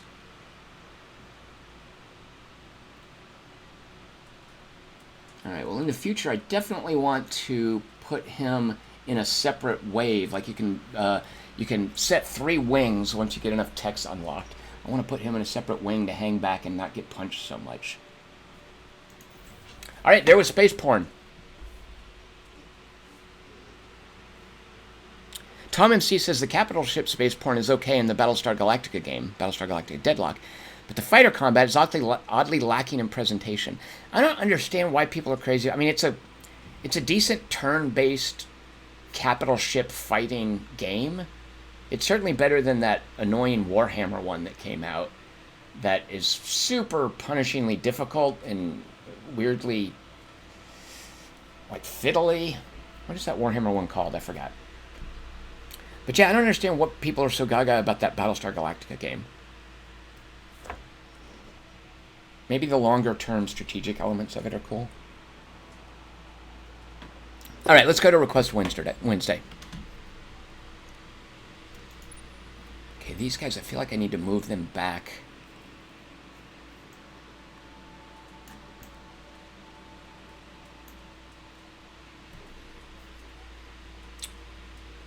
Don't plan on doing any more fighting, so I'm going to go ahead and have him go back and govern one of these planets, and then have this fleet, let's split the Caravel off.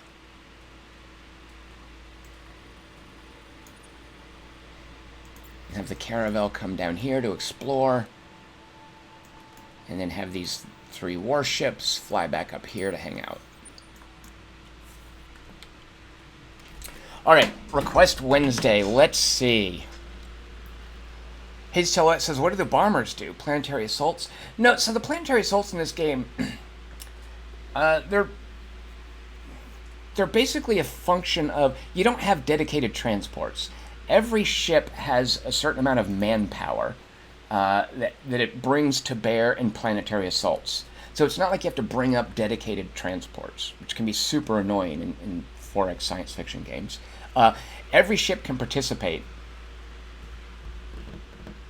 You know, Stars and Shadow, didn't that game... That had super annoying, like, oh my gosh, you've got dudes, you have to put them in transports, you have to fly the transport over, you have to protect the transport. That was so annoying, but it was... I like that game a lot, but it was one of these retro examples of planetary invasions and just how fiddly and annoying they could be. In this, you just load up ships. They're loaded up with basically Marines. You can make ships that have more personnel on them, but you don't have like helpless transports flying armies around. You do have, and this is very similar to Paradox games, a manpower value. Where did I look that up? Is that under fleets? Yeah, all this.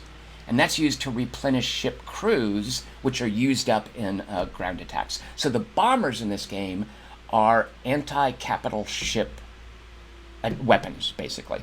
And then the fighters are the counters to the bombers.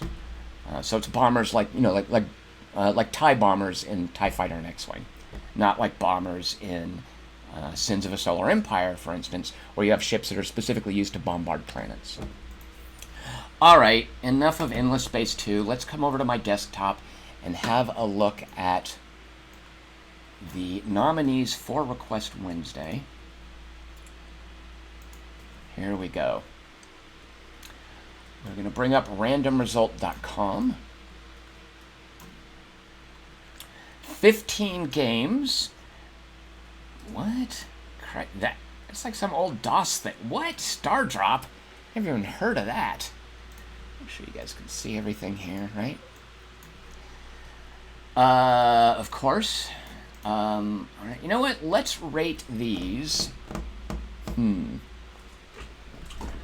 going to rate these according to... Okay, did you guys see It this last weekend? What a ridiculous... Why did that do so well? Why did that make, was like 120 million? Why did that make so much money? It's just a dopey Stephen King thing about a scary clown. I don't understand. I guess I need to see the dumb thing. So we're going to rank these according to horror movies. So, for instance, Crisis in the Kremlin? What? I mean, I guess timely, but super old. That can't be any good.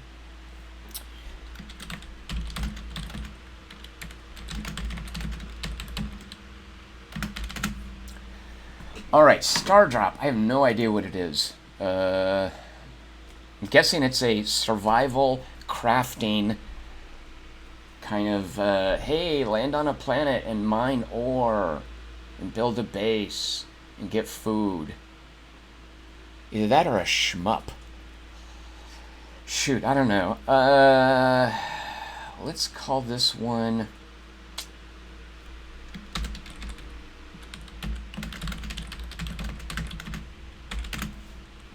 I don't know why, because I don't know. I don't know. Yeah, we're going with that. Miasmata. Yeah, I'm super intrigued by this. I kind of hope this one wins. Destiny 2. Big crowd pleaser. It should be downloaded by now.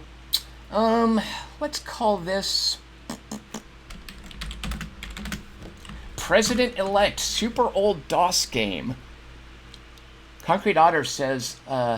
wait, Crisis in the Kremlin is a remake? In which case, should we go with... I haven't seen any of the... I think I know they're reboots. This thing is like undying. This thing's going forever. Isn't the latest one... I think there's one in the works. A director I really like named David Bruckner was attached to it for a while. I think it died. I don't know where Friday the 13th is at this point. Lord Kosk says, Star Drop is early access, but it looks promising. That's why I don't know about it. President-elect, though, super old... I've just, out of disgust, just stopped reading the news, except for following hurricane stuff for the last couple of weeks. It gets to be a bit much. So, I don't want to get back into presidential politics. Let's see. President-elect. Super old game. We'll call this Chud. Which, of course, stands for Cannibalistic Humanoid Underground Dwellers. Also known as John Hurd's best movie. Osiris New Dawn. What is that? Also sounds like a crafting... Wait, what? I feel like I should know what that is. We'll come back to that one. Shadow Tactics. So, like a puzzle game with a bunch of ninjas, right? So, let's call that one The Original Ring. I mean, I'm curious about it. Puzzling? I don't know. Sunless Sea with the submarine... Now, the problem with this, Soren Hoagland specified the submarine DLC. You have to get to a certain point... You have to get to a certain point in the storyline to access the submarine content. I don't know how close I am to that. I don't know what it does with a game in progress, so I'm not sure how quickly I could get to the submarine stuff. But I'm going to put here... I believe, if I'm recalling correctly, this here is a World War II horror movie on a submarine. I forgot who directed it, but I believe it's written by Darren Aronofsky. And I can't wait for Mother to come out next week. Zombie Night Terror with DLC, so a bit puzzly, but zombies, Lemmings-style zombies. Let's go with... I like that game a lot, even though I lost a little bit of patience with its puzzle stuff. I liked what they were going for. Oh, good lord. All right, this is definitely not something you want to jump into in a live stream, so I kind of feel like this is a grief pick. It would be a bunch of me reading screens. Not much different than what you saw today. So this one, oh my gosh, let's just call this...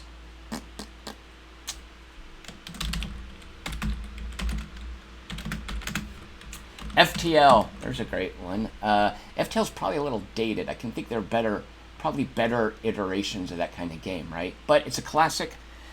So we'll call this one...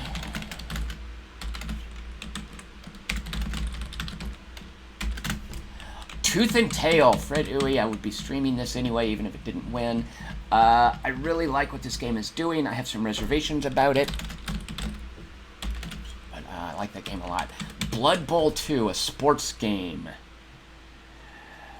Oh my.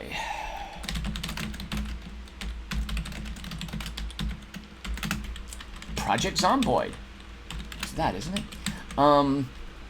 Early access. It's one of those things that's been forever in early access, right? Oh, I don't know. What's that?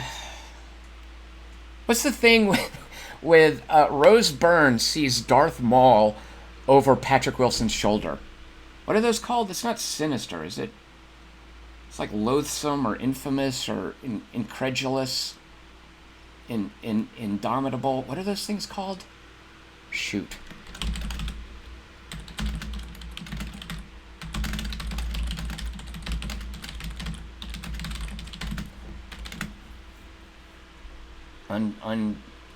Unevitable. I forgot what that.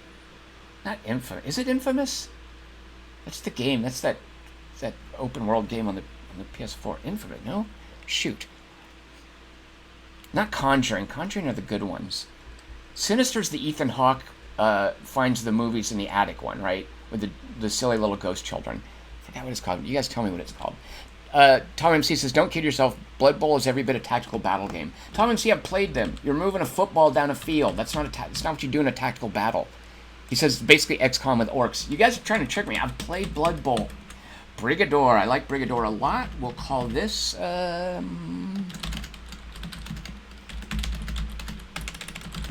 the Grandpa one. The John Carpenter one. Alright, and then we still haven't rated Osiris New Dawn. That sounds like it might be a MOBA. Hey, Insidious? I think that's right. Insidious. That sounds right. Yeah, there's a couple of them, right? Insidious. I think you're right, Markinson.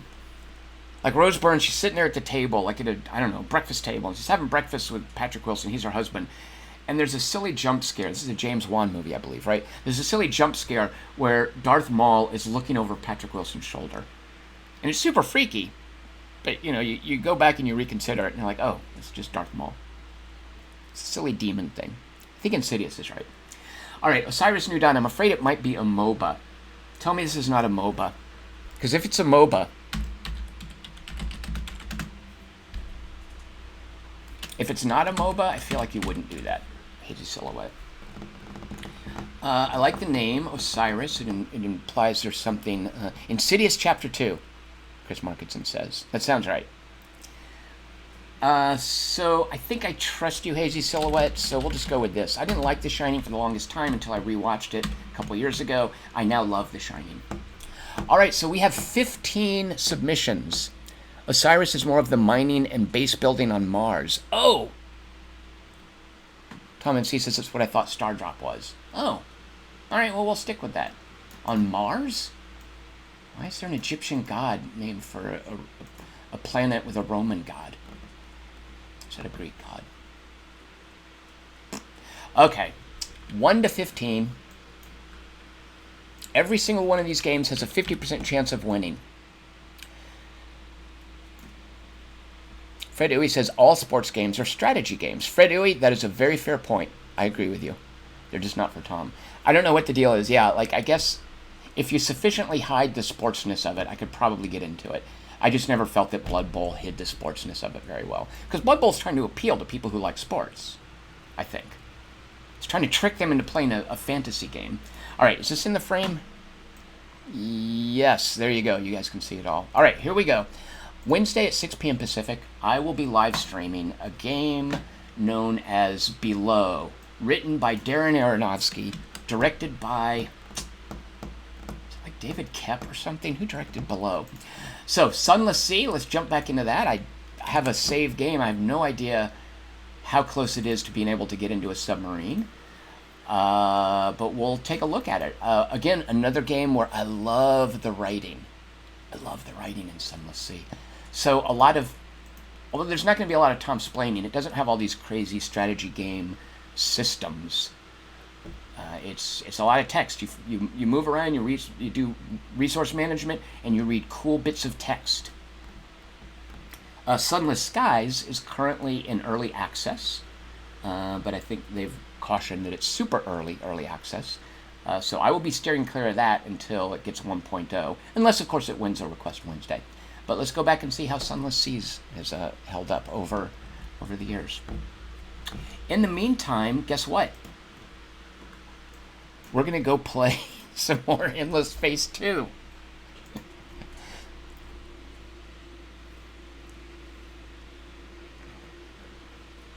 Okay. Alright, I'm just going to play a little bit longer, because then I have to go set up Destiny 2.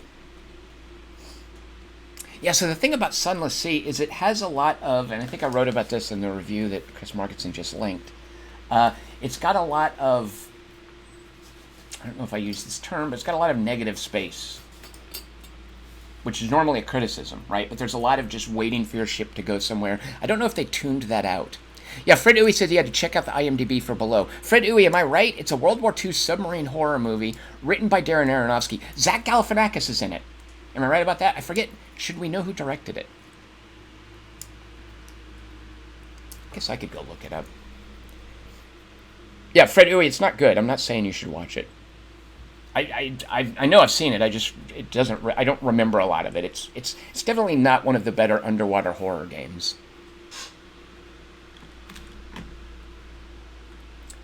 All right, I think we're ready to press end turn. Oh, this whole time I haven't been showing you guys this. Yeah, Markinson says I called. So Markinson, I presume you mean Sunless Sea. This is a game, quote, with a lot of negative space in terms of terrain and gameplay. And I can completely understand why some people are like, Sunless Sea, pfft, boo, boring.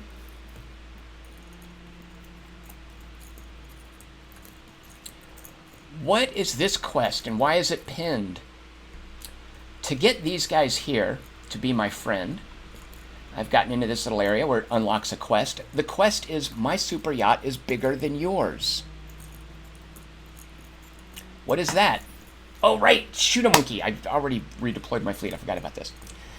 So these guys are like robots that are a remnant of a robot civilization, whatever. What I basically have to do is bring a ship with an offensive power of 60 and just fly it over and show it to them. And there's this text here about they're like a species that's come from a reality show, and I need to show them a pimped out spaceship. And it's a joke thing. It's funny. It's cute. You know, parts of the writing in this game are serious, like that awesome bit about the Behemoth song for that gas giant, Phaeton 4, I believe. And then some of the jokes like this, and like the bit, I think, about Starbucks. Mick UK says he was okay with the negative space, just not the grinding through the same negative space 20 times. Fair enough, Mick UK. And yeah, that's what I would call the gameplay negative space. So when they did Fallen London, instead of gameplay, they basically had enforced downtime, because it was a free-to-play game. And that was the negative gameplay space in Fallen London, is you could play a little bit, and then you would run out of the day's London points, or whatever that it took to do actions. So you'd have to wait to come back the next day to play a little bit more and get more little bits of text.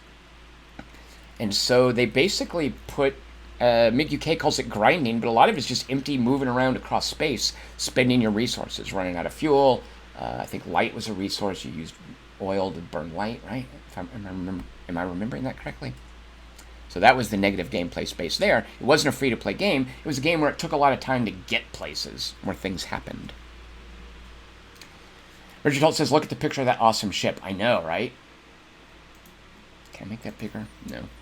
So I need to fly one of my badass ships over here, and I think my hero's ship will do. Shoot, can I turn it back in time? Oh, there's her Horatio Explorer, right? Yes, that's just an Explorer. Where did my fleets go?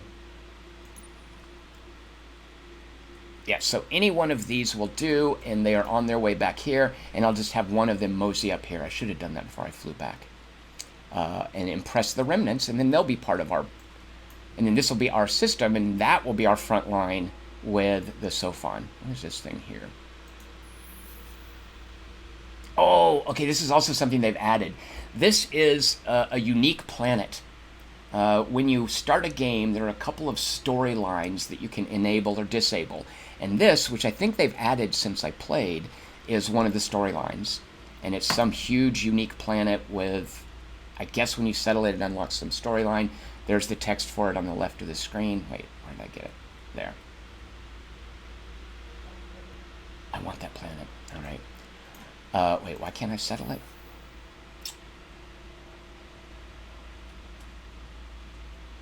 Oh, I can settle it. It's just I don't have the money. I see. I'm too poor to settle it. All right, so this guy needs a job. Let's put him to work. Actually, let me... I want to go look at it. I think I'm going to put him back in my main system as the governor. All right, here we are in Sing, which has these tunnel slipgates. So at some point, I want to build, I guess, a trade... This whole idea of star system trade value. It's kind of like the corporations in the expansion for Civilization 4. They were so poorly documented, it was really hard to figure out what was going on. That's kind of the case with the companies in this game. So there's a whole tab here for trading companies.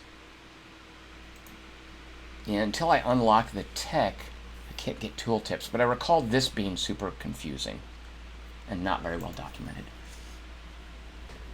All right, so what do we want to build in Sing? Right, it's not doing... So it's a hot planet, which means it's giving us gears.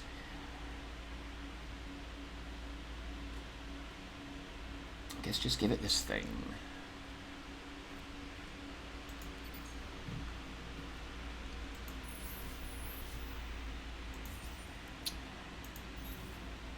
All right, so this guy, here's his ship, which we've upgraded.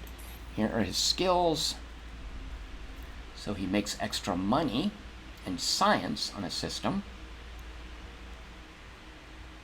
He also fleets move faster. Because he's the leader, he's in the Senate, he's a political leader, all my fleets get +1 movement, which is pretty awesome.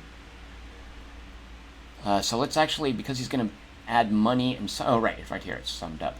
I guess let's just put him in charge of my main planet. Gobris, or Gobus, or whatever it's called.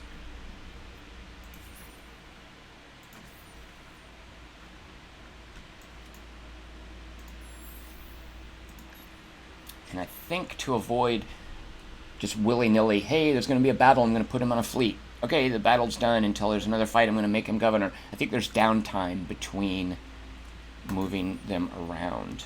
No, I guess not. Oh, that's because he was actually there. If he'd been out in space, it would have taken him time to get back. And I think it even shows you a little ship moseying back along the little warplanes.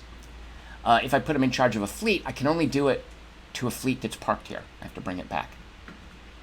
What if I wanted to launch him right now into a ship?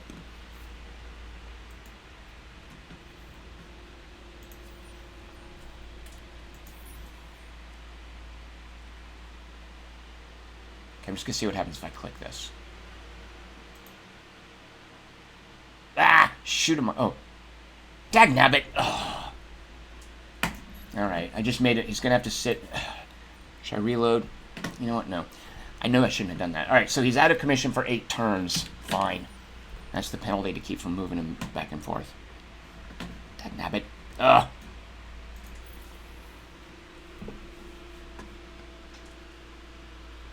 Hey, Silhouette says whenever I talk about warp lanes, it sounds like I'm saying warplanes.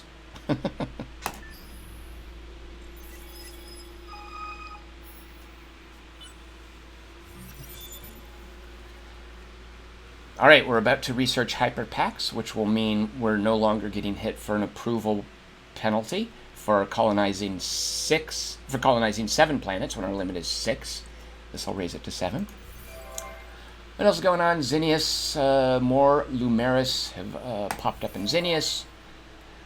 Corvus, that's that pocket system out off to the side of the Horatio Empire. Cooperative quests starting. All right, so these quests are races with all the other empires. Whoever comes in first, second, and third place is given the commensurate reward. So if I come in first place, 500 space bucks, I want this. The total amount of science produced per turn. All right, so we want to boost our science. I mean, and I also would love to get this. I mean, it's not telling me what place I'm in. All right, well, we definitely want this. This Hyperium right here, we've got plenty of Hyperium. We don't need that. But I want the influence. I definitely want the money. All right, you know what I'm going to do? Because of this, an ounce of prevention, a recent tragedy involving a large space station and a virulent plague has made ripples throughout the galaxy and turned people's attention toward the importance of medical advancement. The coalition has offered a large reward to all who contribute to a push forward in medical technology and scientific readiness so that a tragedy like this never happens again. All right, we're going to pass a law to boost our scientific research. Come back to that in a minute. Oh, and first this.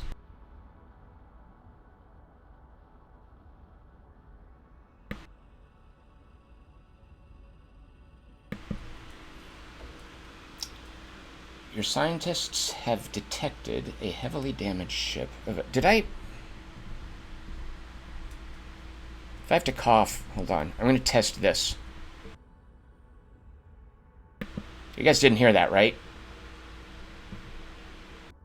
Whatever. All right, your scientists detected a heavily damaged ship of unknown design entering your home system. This is how things like Life Force, the movie with the naked space vampire, start. The ship is unresponsive to hails, and sensors have detected that the engines are in critical overload, and it will soon self-destruct. What? Scanning the ship, you discover it contains not only a dense computer core containing untold secrets, we want those, but also passengers in stasis who've been infected by an unknown plague. We should let them blow up, right? You can only save the core or the passengers before the ship explodes. This is like Spider-Man. Does he save the tram with Mary Jane whatever in it? What's her last name? Or does he save the tram with like 10 people in it? It's not quite like that, but so we could save the core and you can increase production of a resource by building. That's weird. Oh, I guess it's going to be, oh, I see. We'll get a random technology and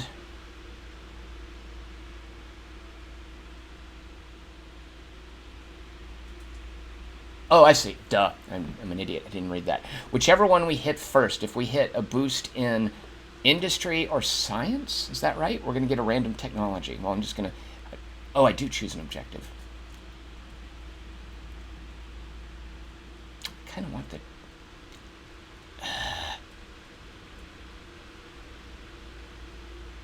Pursuit of science is first, but sentient beings come first.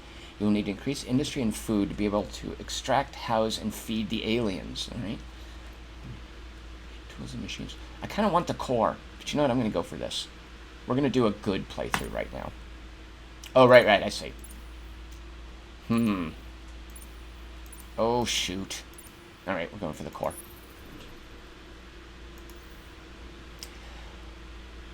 All right, and then what was this? Going to Corvus. Right, here we are. Well, of course, our little starter things, the cerebral reality and the drone networks. In that order.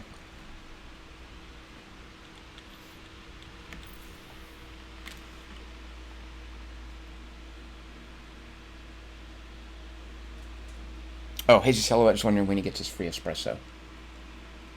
Oh, it's almost 8 o'clock. When did that happen?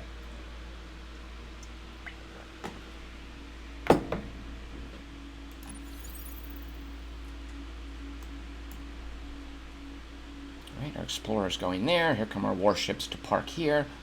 What is that guy? Oh, here's our other explorer.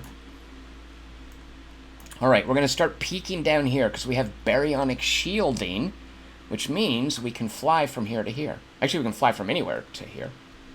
We can cut across space without using warplanes. Wait, why is that still up? Right, I've managed this, so I'm done. This is something weird. I can hit end turn from any screen, which can be confusing. Alright, it's election time. We no longer need to impress the militarists. Previously, I had put my support behind them. I'm going to go back now to supporting the pacifists. My actions are limited because of the type of government, so I could pay money to push the election one way or the other, but instead I just add my official support. And then here we go. We're going to have, this is like on election night when you look at the big map of the Electoral College. Here comes the Electoral College map of the Lumeris Empire in real time. That happened, and then that happened. You're seeing it added up over here, and then that happened, and then there's Sing, and Pegasus, and Zinnius, and Cygnus, and is this Corvus? And Corvus, I guess in the order they were settled. Pacifists run away. It's a runaway victory. This is what's called a shutout in sports. I use a lot of sports metaphors in this live stream. So what you just saw was a shutout because these guys were shut out of the celebration party for victory. Since they've been shut out of the party, this is a shutout. Go back and look at each system. Oh, yeah.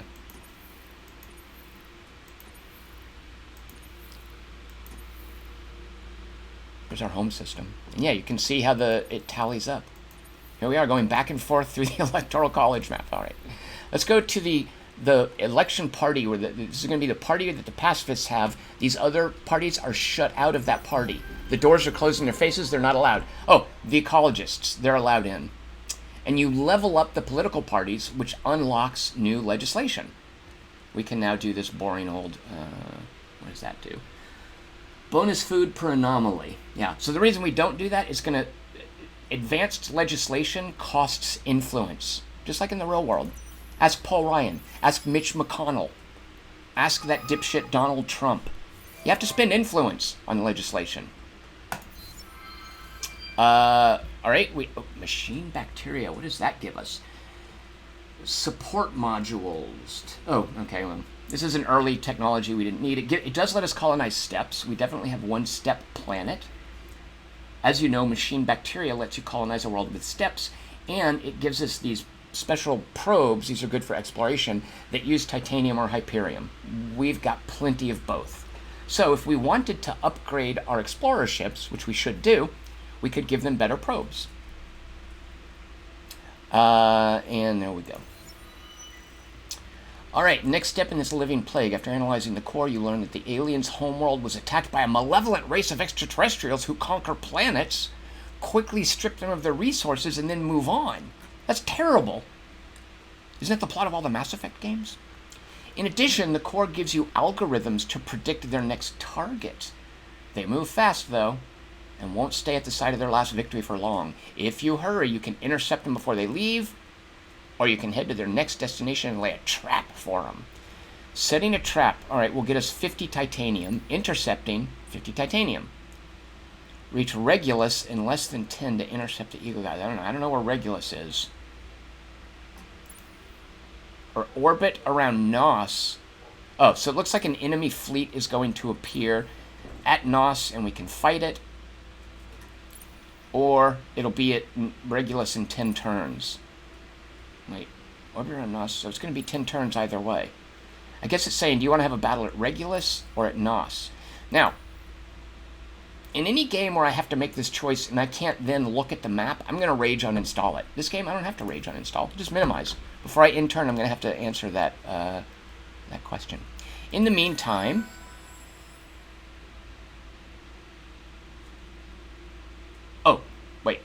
Shoot a monkey. Oh, jerks.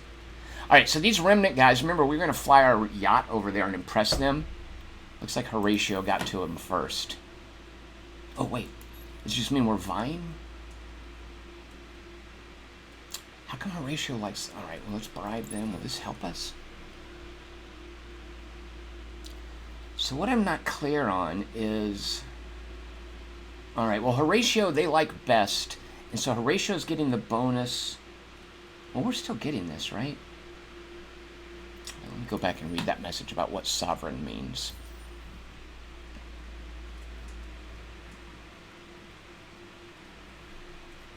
All right, there's no tooltip telling me exactly what this means. I mean, I feel like I'm still getting good stuff from them, right? Shows if minor civilization is allied to an empire. An ally of a minor civilization gets access to special action. Okay, so I guess this just means Horatio can assimilate them. I wonder if they get the same quest. I'm assuming they do. Well, our super yacht is on the way to impress them. How close is it? Hurry up! Have it do its movement. Fortunately, these are the things called Maggie speeders. They use the long-range Maggie lasers, and they're kitted with... You guys want to see my ship design? Because this is a little bit of space porn. They are kitted with...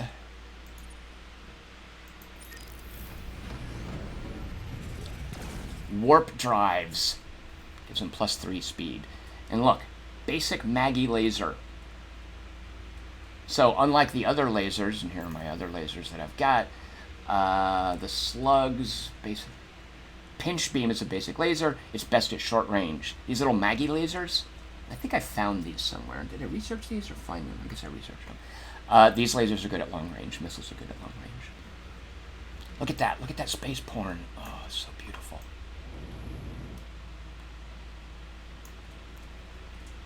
Do the thing where you shoot again.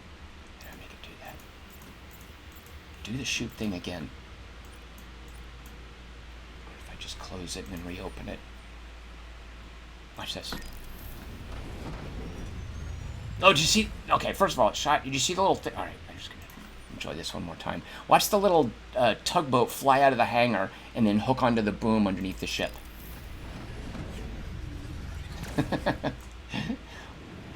Don't know why it does that. I don't know what it means, but I find it very endearing. All right, here's a little space porn.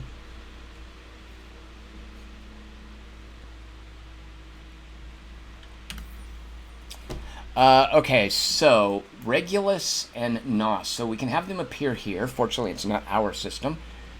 Give us time to go fight them, although I've only got the one group of warships. Dagnabbit, where's Regulus?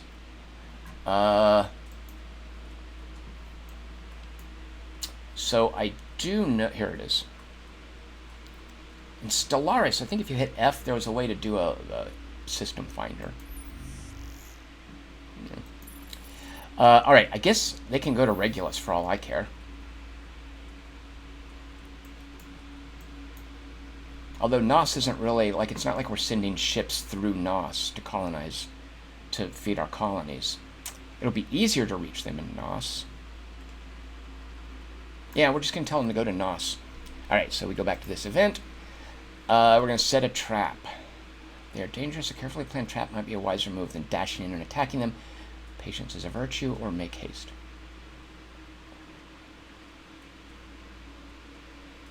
So my objective, I guess, is I orbit around Nos. As I have a... I guess I have to send ships there?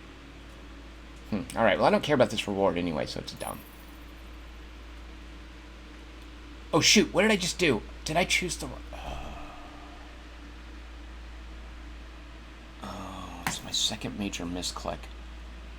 I've been playing this too long. I need to take a break. Alright. Dagnabbit.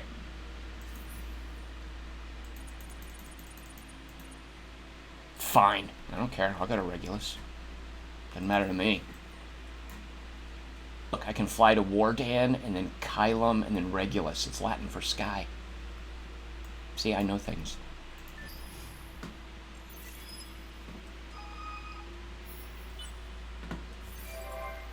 Oh, look at all of our new population growing. See, look, we're having little babies. These people, they're a couple. They're going to get married. They're a married couple. These robots are married to each other. They're all having baby Lumerises. We got a major population boom going. Awesome. Okay, this is an event, Boiler Room, starring Vin Diesel. It's come to an end. Oh, right, we were going to do a law. Dagnabbit. All right, hold on. We've got that cooperative quest. You guys keep forgetting things. All right, let's go into, let's spend some influence. Oh, look at all the influence I've got. Okay, first of all, we want to boost our science production. Let me make sure I'm not misremembering this. Yeah, boost science production. Raise the amount produced per turn in the galaxy. We're only halfway there. Looks like this is going to be a while. It's going to be a while before this actually is accomplished. Yeah, so the amount produced per turn, we're getting what? We were at 381. Out of 8 players, we're at 37,000, so basically 37,008 is, okay, so we're, if it's divided evenly, we're doing well amongst the 8 races, which I doubt it is. I love this influence income, though. I don't want to lose it. Let's see, what is our population? I think if we look at the victory screen, population is 34. You know, we can afford that. All right, so I think the basic legislation requires 1 influence per population. Our population is 34. We're making 207 influence per turn. We're not spending it like we should, so we're racking up a whole bunch of it. I'll go spend that in a minute. So let's do some legislation to cash in influence for science. We have 1 slot which isn't being used. Where's this basic one? Okay, so this gives us a drip feed of influence, 1 per population. So this is basically giving us 34 influence a turn. This is making diplomacy cheaper. This extra slot, here are the things available to us. You will note, as you level up parties, and I think the first 3 parties, the first 2 and maybe 3 in certain governments, whatever, their legislation is available. So if we want, we could do this hippy-dippy green ecologist law, the green fertility bill. It'll give us extra growth. What is that? Plus 10 per anomalies. Oh, I do kind of like that. But here are the generic ones. The independent techs are these. If we put brains over bucks, we're cashing in some of our money for science. So we were getting like 380 science per turn. Oh, there's no upkeep on this. Right, it's the money.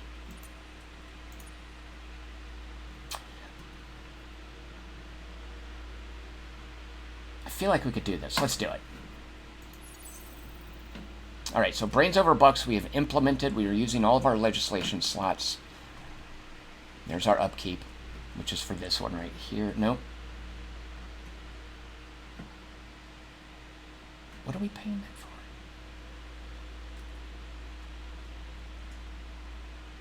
Why are we paying this? None of these has an upkeep.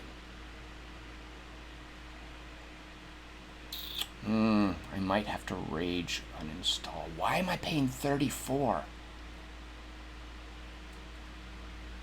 It's obviously 1 per population, but oh, I'm so angry at that. Alright, I'm not happy with that. Alright, so our income there has gone down to 88. Actually, does this take effect immediately or after we hit end turn? Looks like immediately. Look at that sweet, sweet boost. Let's go look at the quest. That looks like it hasn't changed until we hit end turn.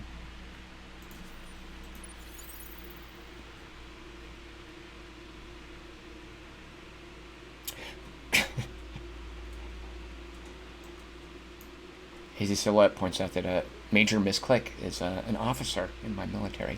Chris Markinson wants to know if I've seen Good Time or Ingrid Goes West. I have not. Should I? I know Chris Webb said something, I forget what, about Good Time that made me want to see it. I do now like Robert Pattinson. It took seeing The Rover. So I want to see Good Time. Ingrid Goes West, isn't that just an Aubrey Plaza comedy? It's going to sound mean, but I'm not a big Aubrey Plaza fan. It's kind of a jerky thing to say. I didn't like her. What was that thing with Dan Stevens and Aubrey Plaza where he's in a mental hospital and he's got powers? Shoot, it was a Marvel, not Inhumans. It was some Marvel TV show. I watched a couple episodes of it, and I hated Aubrey Plaza in it. I thought she was terrible. She's playing like the Brad Pitt part in 12 Monkeys. Someone tell me what that was called. So I have not seen Ingrid Goes West. I didn't plan to see it. Markinson says he didn't think I would enjoy it very much. All right, that was kind of my conclusion as well. But Good Time I do want to see. Legion. Good Lord, yeah. Legion. Because there's like a... It's like all the voices in his head. They are Legion. Is that the idea? I only watched the first couple episodes of that. Fred Uwe says he's not a Robert Pattinson fan. Fred Uwe, don't judge him by the Twilight movies. Go see The Rover. Stat. All right, we've got a caravel here. Okay, so here's the deal. Shoot, I can't refit. Can I refit if I come back here? All right, you know what? It's worth messing around. We're going to refit this thing with better probes. Although, can we only do that on hero ships? I forget. Oh, well, we'll find out.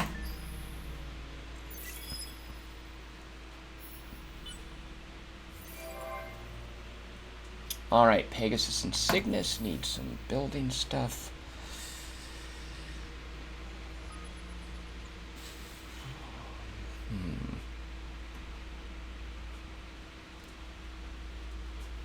I should work out. Oh my gosh, what's with the happiness here? This is terrible. All right, well, we're going to use some Transvine to level them up. How much Transvine do we have? 70. All right, so we can do that for 2 planets. Oops, go back. This planet is super unhappy. This is terrible. What is that? Minus 20 from overcolonization. Where?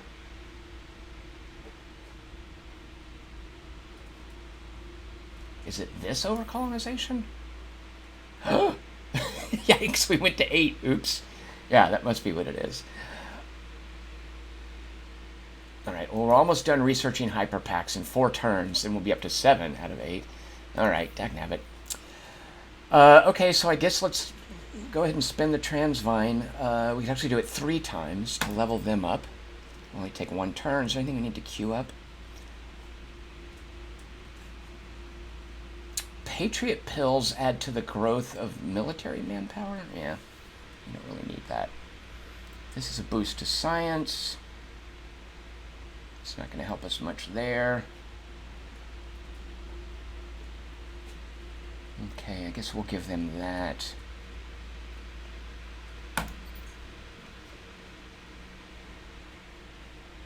This is more industry. Oh, these are pretty much identical. 12 industry, 4 gold. Yeah, they're identical. Well, of course they're identical. Look at them. Huge, hot, ash, sterile. Large, hot, ash, sterile. Oh, difference between large and huge, number of population slots.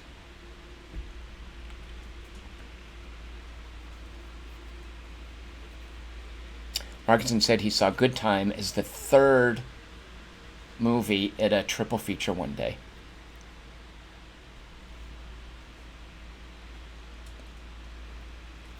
He said it fell a bit short for him, Good Time, but that Pattinson gave a pretty darn good performance. Markinson then confesses that he likes Logan Lucky. Fred Uwe says he hated Robert Pattinson in the Twilight movies. First of all, Fred Uwe, why did you even watch those? What's the matter with you? Those are for tween girls. They're not for you. Oh, wait, we have another planet. Cygnus.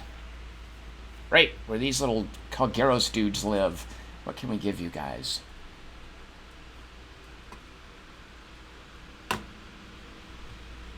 They're not happy. All right, level them up with some Transvine.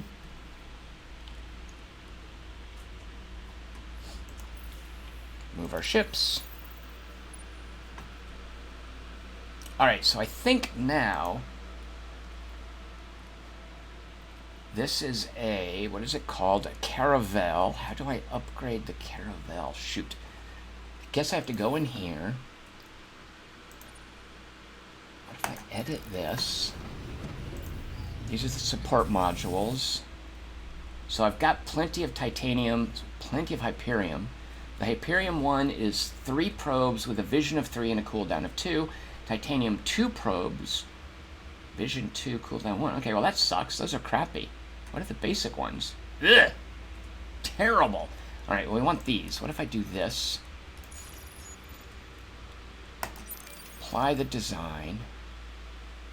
So now it's a Caravel 2. Now can I upgrade?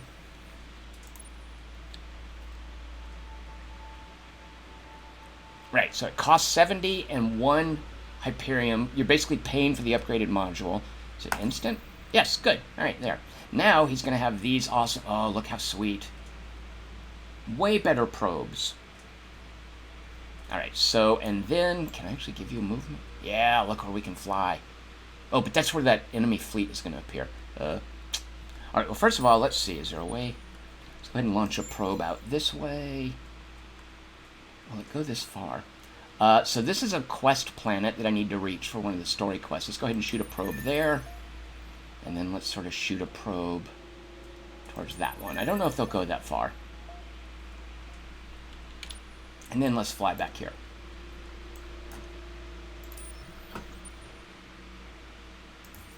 And all of that is done. Oh yeah, 5 turns, okay.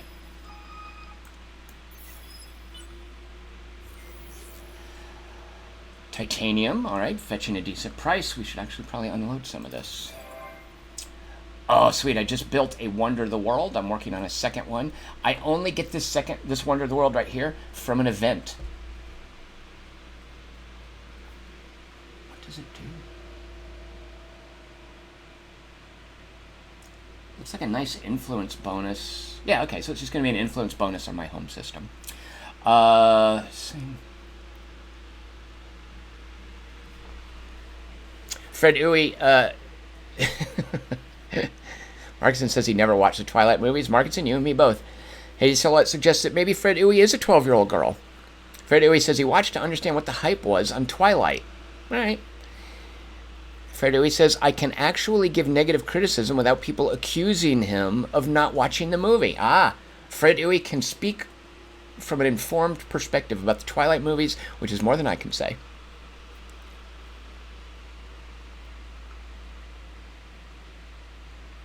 Markinson says he's on pace to get to 52 movies in a theater this year. Markinson, that's quite an accomplishment. Not many people can say that. Welcome to the club.